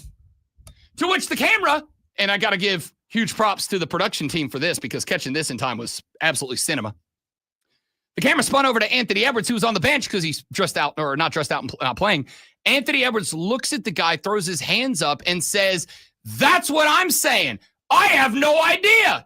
This kid is cooking him, and my favorite part was, you drafted him. He was on your team. He could have been your dude. At any given point, you could have had Jake LaRavia out there going 10 of 11, 5 of 6 from behind the arc for 27 points for the Timberwolves at any given time that they were missing, as they do regularly, players due to injury. You sent him to L.A. for a bucket of big league chew, And you got big league chewed up last night by Jake LaRavia. Who was number 12? I don't know. Yeah, he was one of your dudes. Dudes like Ant-Man. He was one of your guys. He could have been you're out. He could have stepped up and done that for your Timberwolves, but alas, no, it did not happen. By the way, if I recall correctly, I believe Anthony Edwards was on the team when they drafted Jake LaRavia. I believe he was literally a teammate of this cat. I love it. I got to tell you, and maybe it's just me, Anthony Edwards is doing a spectacular job of taking himself from guy who could very well be facing future of the association to guy that kind of nobody likes. Like he's entering his Kevin Durant burner phone era right now. They are begging for somebody to be the face of the future, and he just refuses to do it, man. All right. I would like to, actually, I'm going to save, let me save these clips. Let me save these clips. I will play you one more here, and it's going to lead into a segment we're going to do in the next segment. Final segment of the show. We'll split between a quick review of World Series game number 5 last night, and Fight Club next. So we'll push this to the last one because I've never forgotten about it. Wow, you made it 3 hours and then you forget in the fourth hour. No. I didn't forget. Yeah, I just remembered. You forgot at the tease at the top of the at the top of the last hour. I didn't know such thing. You did. I'm trying to. And I was wondering if you would remember. Hey, I'm trying to play some clips here, Alonzo. You're interrupting my clips here. You're interrupting my clips. I want to play a couple of clips real quick before we go because we have Fight Club coming back up next, and I've never once skipped that segment. We never will. Brent Key. Brent Key, after the Georgia Tech Rambling Wreck won a football game last weekend, went to do his post-game press conference. And I don't even want to say anything. I'm just going to play it for you. Yeah, I know you don't like to talk about last year, but last year Fran Brown took some quotes out of context a little bit. I don't give a crap. We just won a football game, man. It was a well-fought football game. 2 competitive coaches. Look, keep going. Well, so I imagine, given that was probably maybe the most disappointing ACC game you guys played last year too. In your eyes? Yeah. They're all mine. All of them were. Yeah. All of them that we didn't win were disappointing. How nice was it to have the performance you guys did and play a complete game against an opponent that you didn't play as well against last year? Faceless opponent, guys. Like, for me to sit up here and tell you that game meant more to me than another game, now I'm a hypocrite on what I tell the players every week, to have a faceless opponent and play to our strengths and play to be the best version of ourselves. Football guy. He's like, listen. How is that not cliche though? Football guy. I mean, you were talking about people about cliche, and it's like, we got to be the best team that we are. We don't worry about the opponent. All that. That's cliche. I don't think that's what he was saying. Because I go to the middle of the segment when the guy said, all right, you didn't play as well as you wanted to last year, and this was one of the games that you were disappointed in last year, whatever. And he goes, every game we lost last year was my biggest disappointment. Every single one of them. And I think what he's saying there in that spot is we are not going to be a team, and I do think some teams get trapped by this. We are not going to be a team that says that one opponent or one game is more important than all the rest. And we know that, you're going to do it. For Clemson, South Carolina, Clemson, that is the biggest game you're going to play all year. Unless you make it into a national championship game, that's the biggest game you're going to play all year. It's going to happen for some rivalries. That's what makes college football great. But I believe Brent Key when he says, we're not going to treat Miami any different than we are going to treat Clemson than Florida State. I believe him. And let me tell you why. Brent Key also did a podcast yesterday. He was on with T-Bob Hebert on Barstool. He was on T-Bob Hebert, the son of course, legendary New Orleans Saints quarterback Bobby Hebert. Thank you for explaining that, because is T-Bob is his actual name like T-Bob? T-E-B-O-B. It's T-Bob. Really? That's a very Southeast Louisiana thing. Yeah. Is T-Bob. it? Yeah. Oh, okay. Yeah. That's T-Bob Hebert. So he had Brent Key on, and he asked him. Well, I'll play the question and the answer from Brent Key. This is something that I always like kind of picking the brains on of current head coaches and guys that have been in the profession for a while. You have a team right now that has a culture of kind of toughness and grit. And from afar, you appear like a coach that gets on their ass and like coaches them hard. But you see some coaches nowadays kind of lamenting, well, you can't do that. They're going to do this or that. How do you I see you shaking your head. So kind of what's your opinion on that? How do you coach the modern player? I know it sounds stupid, man, but I'm very honest with them. I mean, they're very honest with us. And we coach them hard. We practice hard. We train hard in the off season. I mean, it's old school now. I mean, it's over 1,000 reps of live tackling in preseason and during spring ball. Damn. And look, I've been very vocal and outspoken that I believe players should be able to capitalize on their opportunities that, for NIL and rev share, right? And I want these guys to have that opportunity. We're going to put things around them to help them be successful with it, opportunities to invest, opportunities to do things with that money that, probably they can at other places. But I'm honest with them. And look, when they mess up, we tell them there's punishment involved. There's discipline we're trying to instill. But I do not believe in cowering down. And football's been around a long time. And I've worked for three men really, or played for. That was my high school coach, Jack Wood, in Birmingham, Alabama. That was George O'Leary and Nick Saban. Right? And all three of them are the exact same when it comes to what's important in football. I love it. And it goes with what I was saying earlier in the show is I don't think you can be a b-hole of a coach anymore. I think you can be you. I think you have to be absolutely authentic. But I think that, and I think this is all kind of factored into that, I don't know that there is anything more important in college football in 2025 than what Brent Key just said, which is straight up honesty with the players. I mean, in every aspect of it. I think that, for instance, if Lane Kiffin is genuinely being looked at right now as the next head coach for Florida, LSU, not Penn State, but Penn State, whatever. If he's being looked at, I honestly think the best thing he could do in this spot would 1,000% be honest with the players in the Ole Miss Running Rebel locker room and be like, hey, guys, listen, like this is on the table. This is something I am possibly going to take, and I just want to be upfront and let you know where we are.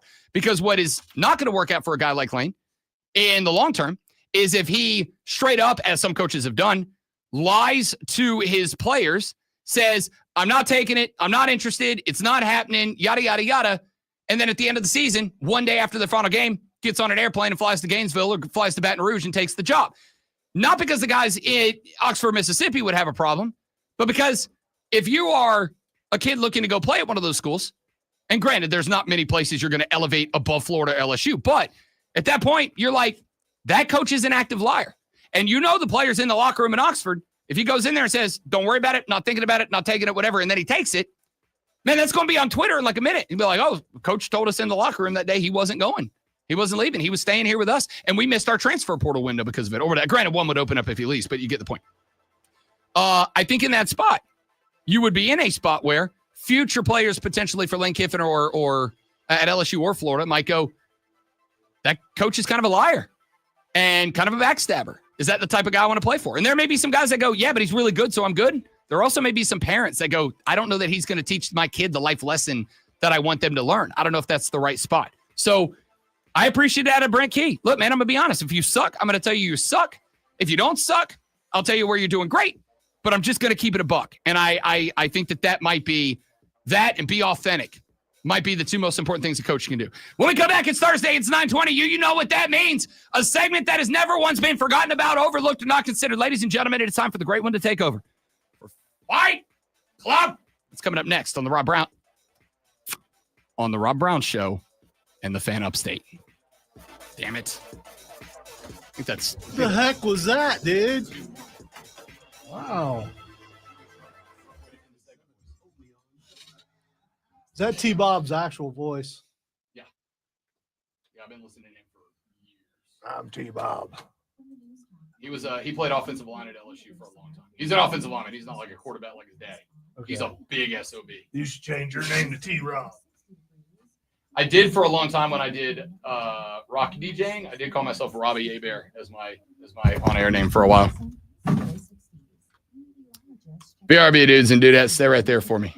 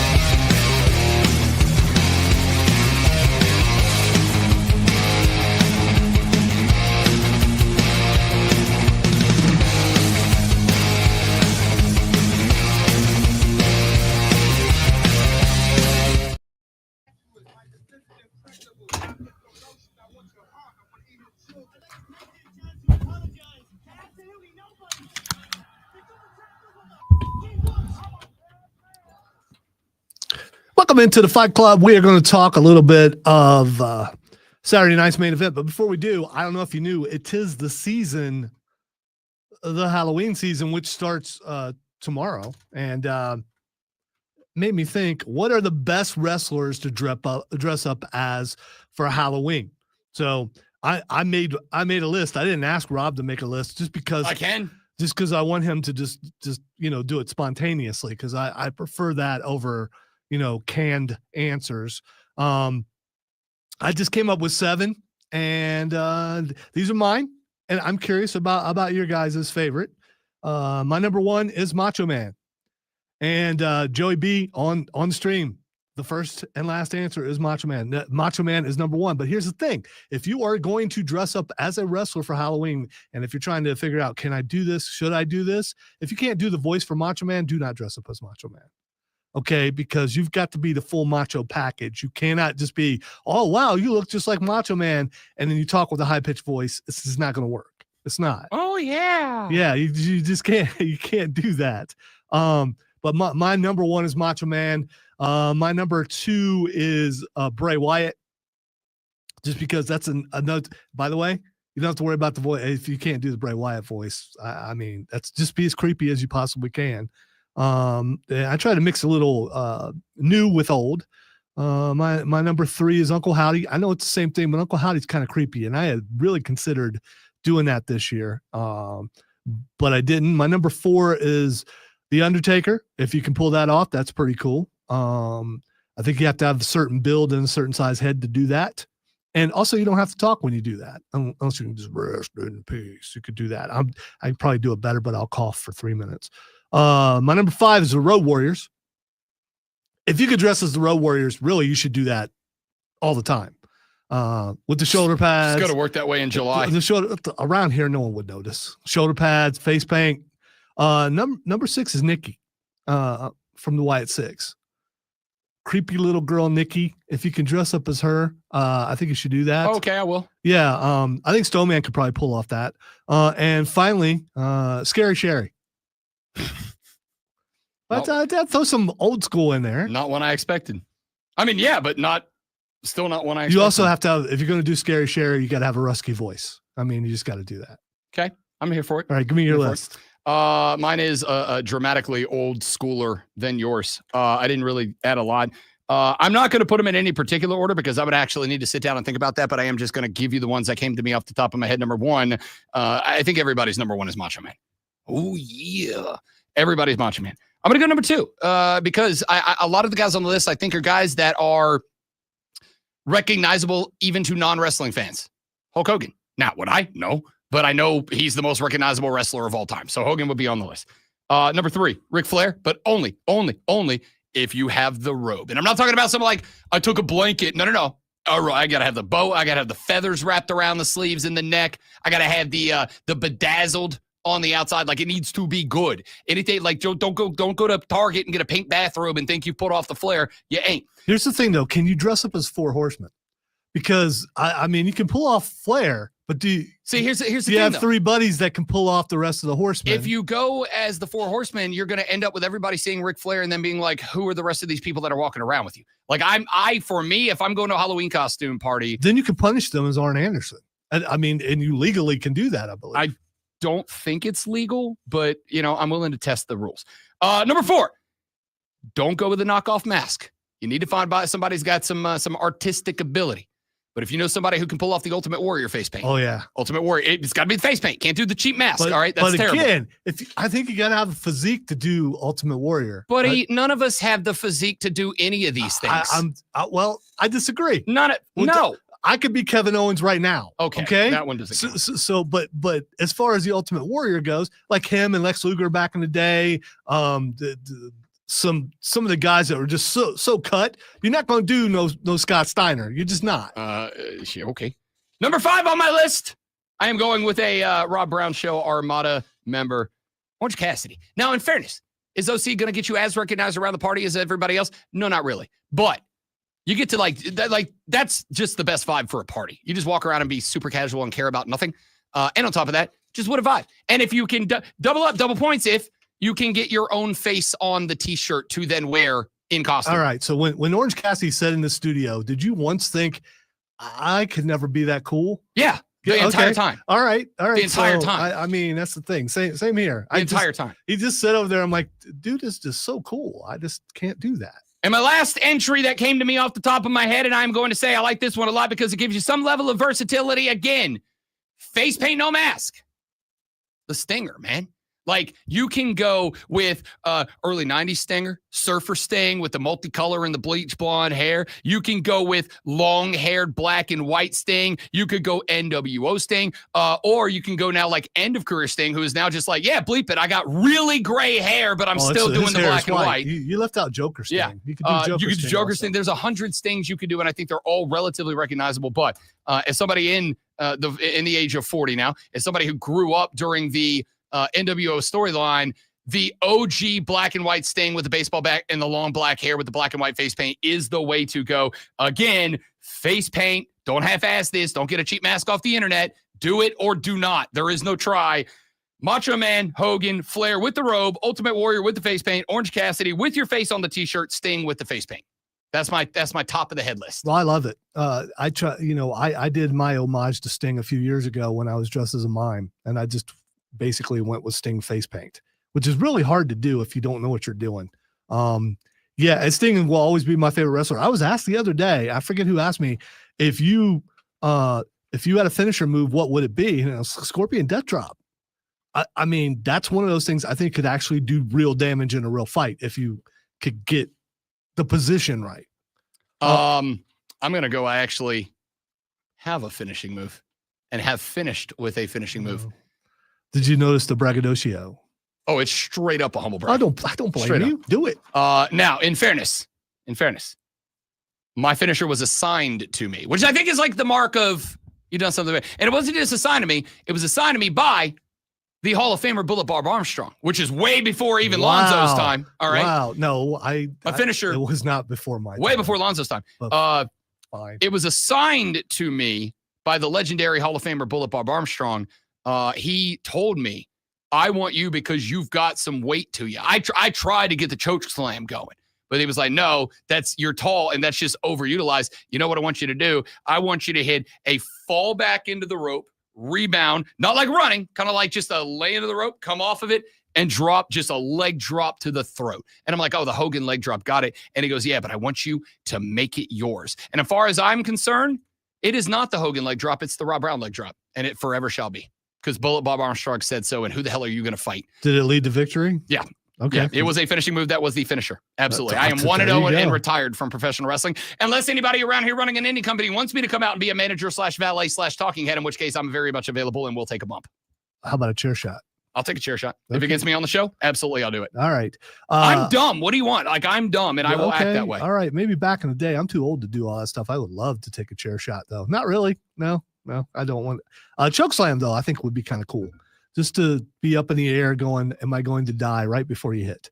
It hurts. Can confirm. You would know. I wouldn't. Can confirm. All right, WWE Saturday night's main event. I will let you know this is not on NBC because after other deals were made, this is just on Peacock. So if you don't have Peacock, you can't watch Saturday night's main event.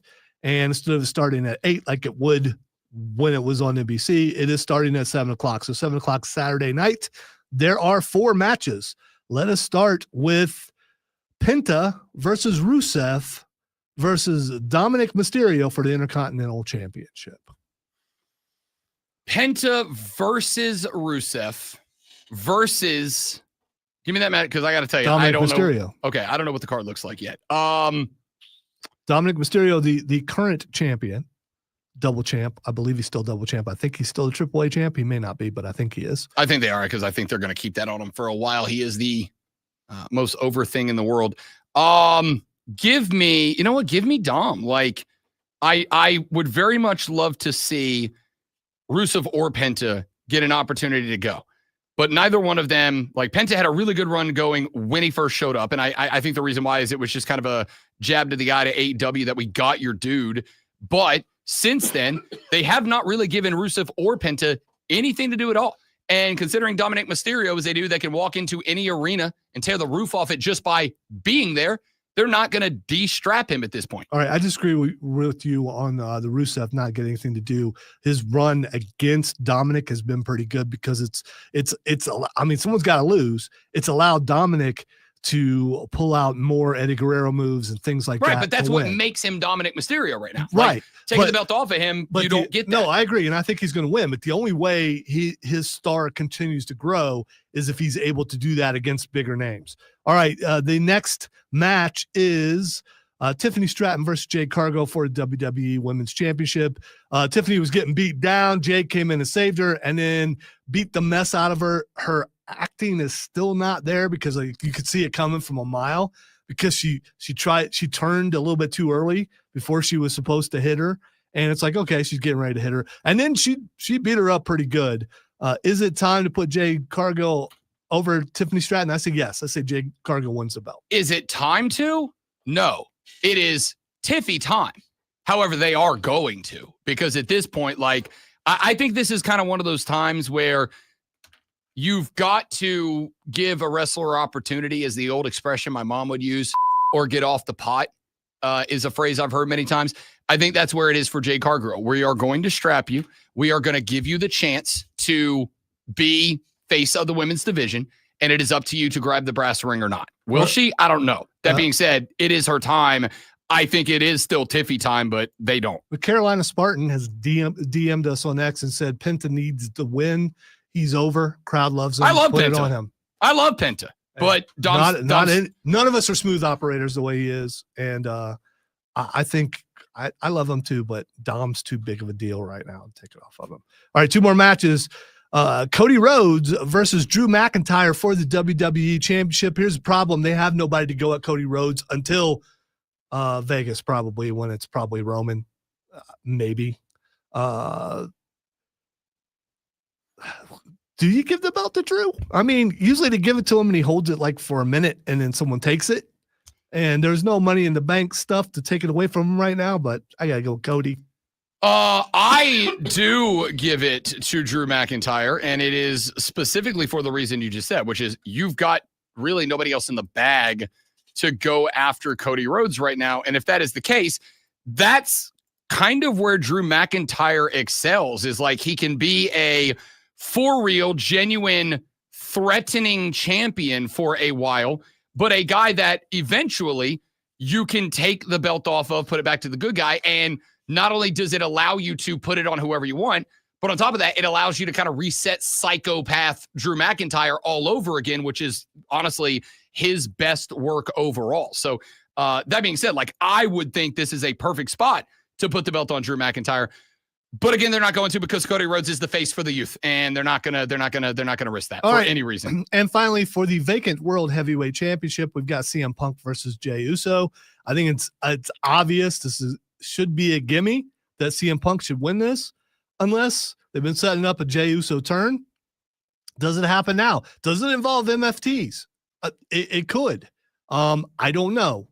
But I think the easy bet would be to go with CM Punk. I think that is the easy bet to go with. I don't necessarily love it, but although Jimmy could cost. I mean, Jimmy could, Jay the like belt, you said, the MFTs. There's no guarantee you don't have maybe Roman show up or anybody. There's a million different ways that this thing could go one direction or the other. But I will say, It is just, you've got an opportunity to put the belt on CM Punk, which is what, not us, but the people have been clamoring for a while now.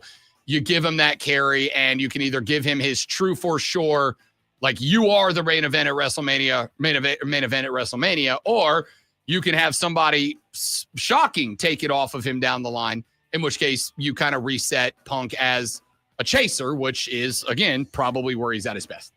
That being said, Punk, leave my guy L.A. Knight alone. Such a loser. There's a reason why you're a loser. Never going to win a championship. You're a loser. He's just not.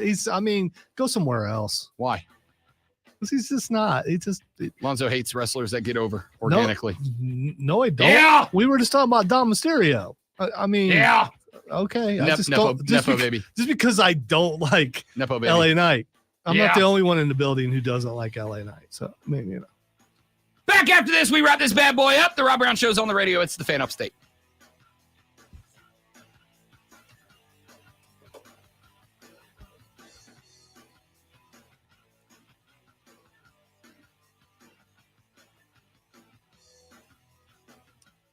Is it better to be a mid-carder who wins mid-card belts or a main eventer that always loses? I mean, honestly, I think there have been some legends that have been able to just be mid-card staples. Like you carry, you can be the show relief, you can be a cool-off match while still having the belt on the line. You can be a main event if you need to. I'd be perfectly fine. Would you rather be guy who has like a 20-year career as a perma mid-carder or guy who has like a 7-year career, but you're champ for 3 of them? Like, I think I'd rather be a 20-year mid-carder. I think it depends on who I beat for those championships. Undertaker was in a car accident?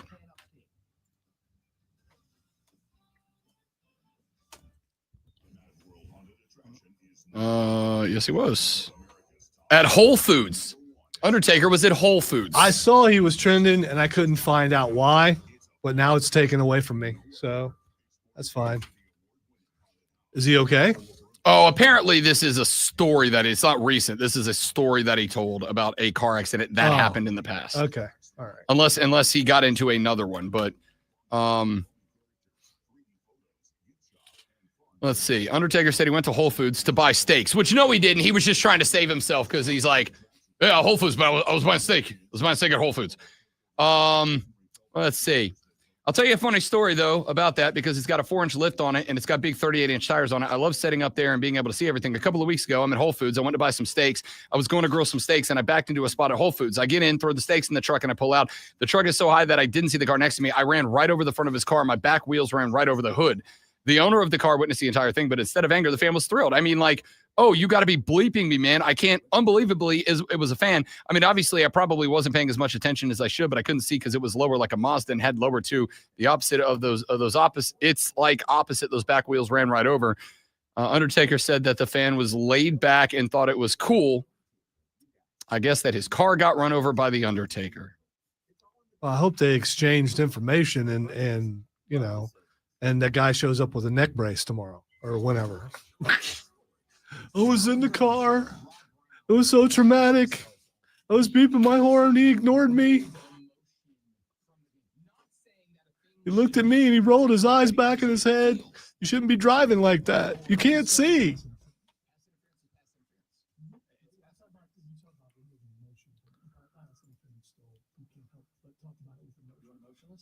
was pass interference. Was it or was it not pass interference? It wasn't called. Was it pass interference? No, because it wasn't called. If a man's driving 80 and a 30 and he's not given a ticket, is he speeding? Yes. Now I'm emotional. Anyway, I pride myself in being able to take emotion out and just using logic and reason and all that good stuff. And I'm not perfect. I'm a human being. Emotion's going to get me sometimes, like when my co-host decides to be a troll live on the air for no good reason at all. It's my whole career, dude. That's also fair.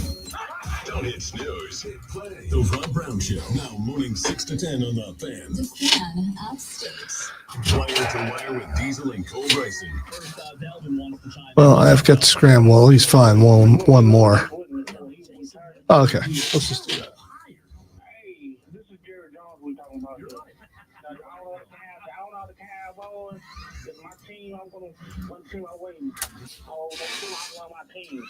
Wire to wire with Diesel and Cole Bryson. Turn on, leave on. Afternoons 3 to 7 on The Fan. Upstate.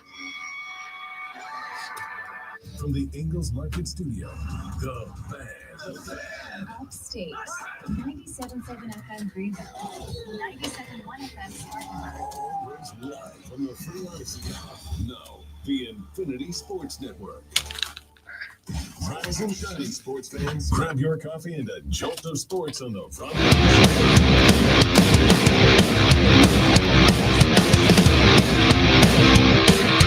We talked about this very briefly and earlier in the show, but the more I thought about it, the more I talked myself into a couple of different conclusions. If you have not heard it, Jeff Landry, the governor of the state of Louisiana, has now gotten involved in the LSU coaching situation. What we know so far is that there was a board of governors meetings that took place at the governor's mansion on Saturday after the loss to Texas A&M. Brian Kelly was fired on Sunday, yesterday, Jeff Landry held a press conference. Now, I'm not going to play the whole clip. I'm going to play you a couple of seconds of it so you can kind of get the vibe. And then I have a really interesting thought about it. The first question is absolutely correct. We are not going down a failed path. And I wanted to tell you something. This is a pattern. The guy that's here now that wrote that contract cost Texas A&M $70-something million. Right now, we got a $53 million liability. We are not doing that again. And you know what? I believe that we're going to find a great coach. I mean, maybe we'll let President Trump pick it. He loves winners. You know, I'm not going to be picking the next coach. But I can promise you, we're going to pick a coach, and we're going to make sure that that coach is successful. And we're going to make sure that he's compensated properly. And we're going to put metrics on it. Because I'm tired of rewarding failure in this country and then leaving the taxpayers on the foot, to foot the bill. So a couple of thoughts very quickly. Number one, and I saw somebody point this out earlier, and I thought that it was interesting. LSU does not have a school president right now, which means that right now, until they find a school president, the governance of the school is up to the Board of Governors. The Board of Governors, of course, reports to the governor. He's in charge of that. So technically, it really is Jeff Landry who is running the show for LSU via a Board of Governors until the school gets a president. Then that school president will work with the Board of Governors. But that's all aside. There's two other things I find very interesting. The first is, and I do want to point this out, Scott Woodward, who is the AD at Louisiana State University right now, who is the guy that Jeff Landry's talking about, saying, he's already failed twice. He said he's the reason Texas A&M was owed $70-something million. That is not entirely true. Scott Woodward is the guy who hired Jimbo Fisher, but he is not the guy who gave Jimbo Fisher that big-ass extension that pumped his buyout up to over $70 million. That was Ross Bjork. Bjork has since left A&M and is now the AD at Ohio State. So Scott Woodward did hire Jimbo Fisher in a coaching move that I didn't think was going to work at the time, but he's not the reason that Jimbo Fisher's buyout was north of $70 million. He did, however, hire Jimbo Fisher and Brian Kelly. And the point that I made earlier in the show was those are two coaching hires that I can tell you with great definitiveness, I knew they were going to fail, both of them. I called that shot. Jimbo Fisher when I was down in Florida, Brian Kelly when they fired him here. I knew that those were going to fail, and they were going to fail for a number of reasons. Number one, Jimbo Fisher is a good coach who got lucky stumbling into a generational quarterback, and that's not something you can guarantee. And Brian Kelly, because he's the most inauthentic person who, for whatever reason, wants every program to be all about him, which is not going to work in Louisiana, a school in LSU that is very proud of the culture that they have built around their state, around their community, et cetera, et cetera. So with all that being said, those two were obvious failures as far as I was concerned, and they both turned out to be failures. So I understand to some degree why you maybe don't want Scott Woodward to make the call. But at the same time, if you don't trust him to make that call,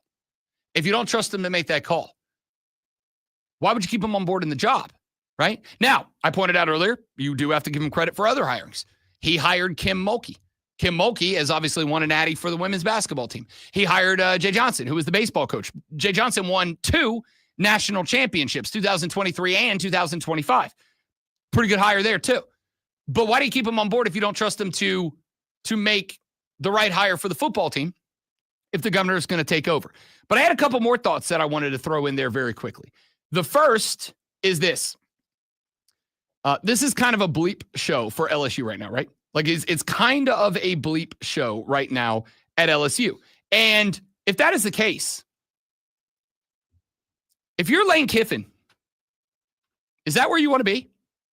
If you're Lane Kiffin, do you want to go to a school whose head coaching position is surrounded by a bleep show right now, where you've got a governor who is, I don't want to make the assumption that he is either A, playing politics, or B, he genuinely really cares about getting this hiring right.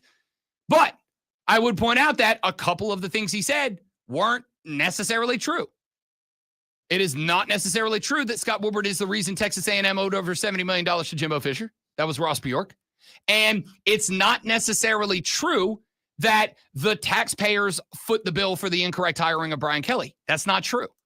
It is not. It is the athletic department, whose primary source of revenue is TV deals, distribution from the conferences, sponsors, private donors, boosters, et cetera, et cetera. So, like, I want to, if the best thing in the world for LSU is that he genuinely cares and he's going to put together a council of football dudes who are going to say, this is the guy, this ain't the guy, whatever. And they're going to be able to come up with an offer to get whoever they want, including Lane Kiffin. But I mean it when I say, if I'm Lane Kiffin, is that where I want to go?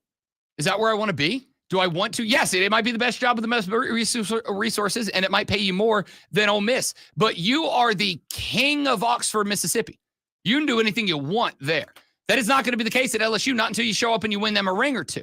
And if I'm sitting there watching, and I got a governor over here who's saying he wants Donald Trump to make the pick, and I got a board of governors over here that report to him, but they're also split politically from him, and there's no school president that can kind of act as the unifying force of all of this, and I got boosters that are willing to fork over plus $40 million to fire the old guy, which means if they turn on me, there's no question I'm out.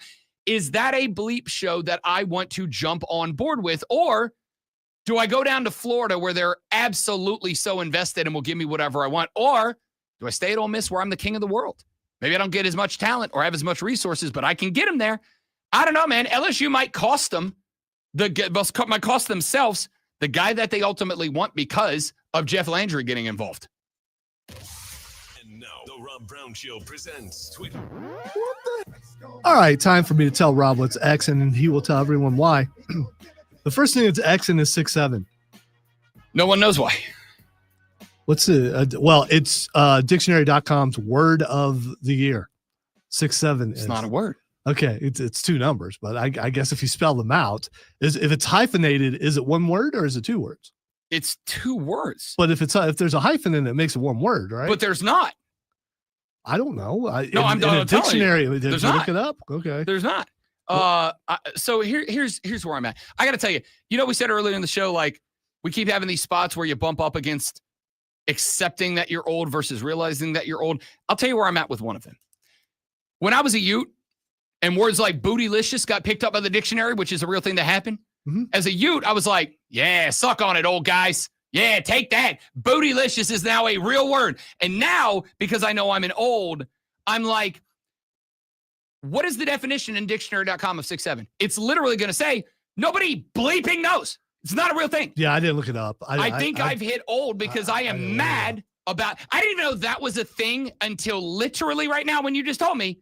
And I am PO'd about it. Yeah, that's why it's actually. I just went from 0 to 90 on the ticked off a meter. Okay, there's a motion that goes with it. What is it again?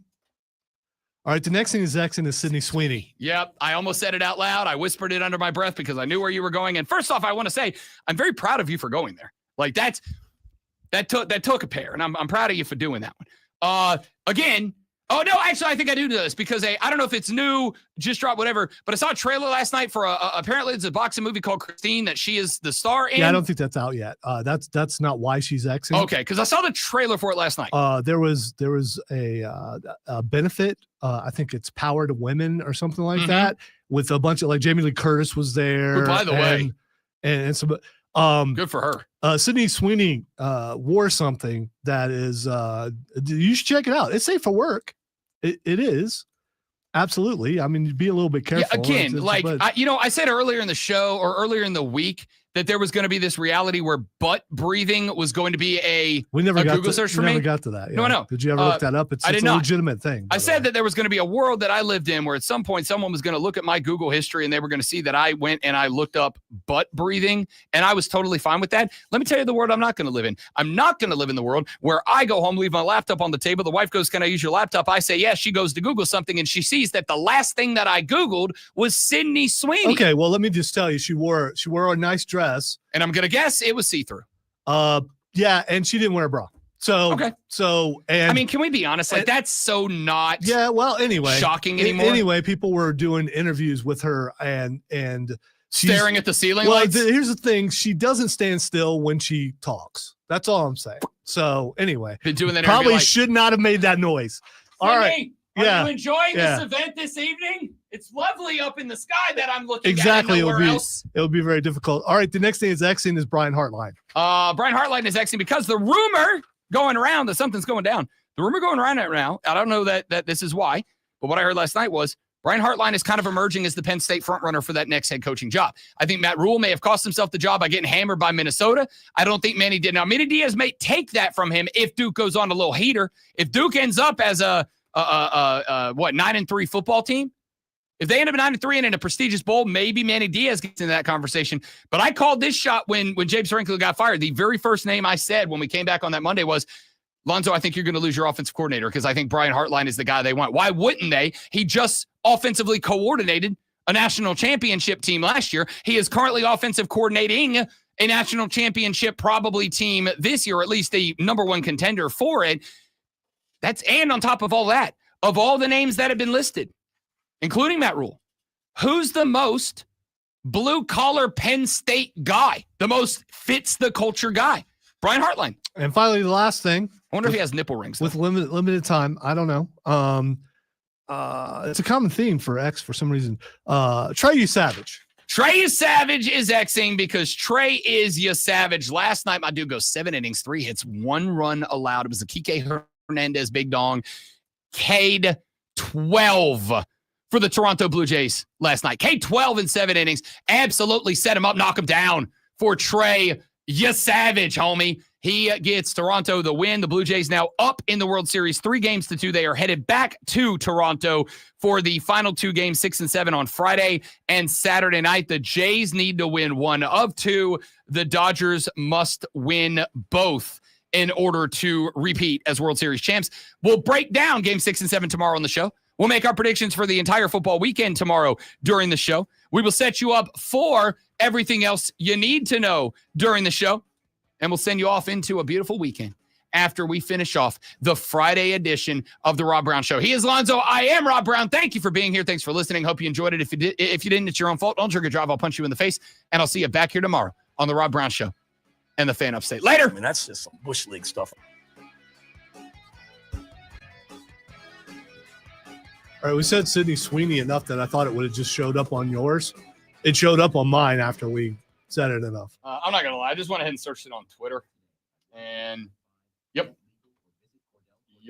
That'll get you trending, for sure. Yeah, for sure. Well, I mean, we say that as if Sydney Sweeney hasn't just been topless in like 10 movies. She probably is the most trending topic without a doubt of all time on Without this a doubt. program. Yeah. Without a doubt. She actually is. She's trending. It's not like I have no doubt. Oh, man. All right, dudes and dudettes, that's it for us. I got a jet. We got stuff to do. Visit CordellCordell.com to schedule your consultation. If you or anyone you care about is facing divorce, contact Cordell and Cordell today. With over 100,000 clients served, we understand the challenges you're facing on a personal level. Call Cordell and Cordell today at 1-855-GET-LEGAL. That's 1-855-GET-LEGAL. 55 Beatty Greenville. Sometimes real life can get in the way of doing things that you want to do, like getting rid of that chronic joint pain. Hey, it's Rob Brown, and that is why I am here to tell Austin, see you, buddy. Thank you guys for coming here. James, Joey B, Kane, y'all are the best. See you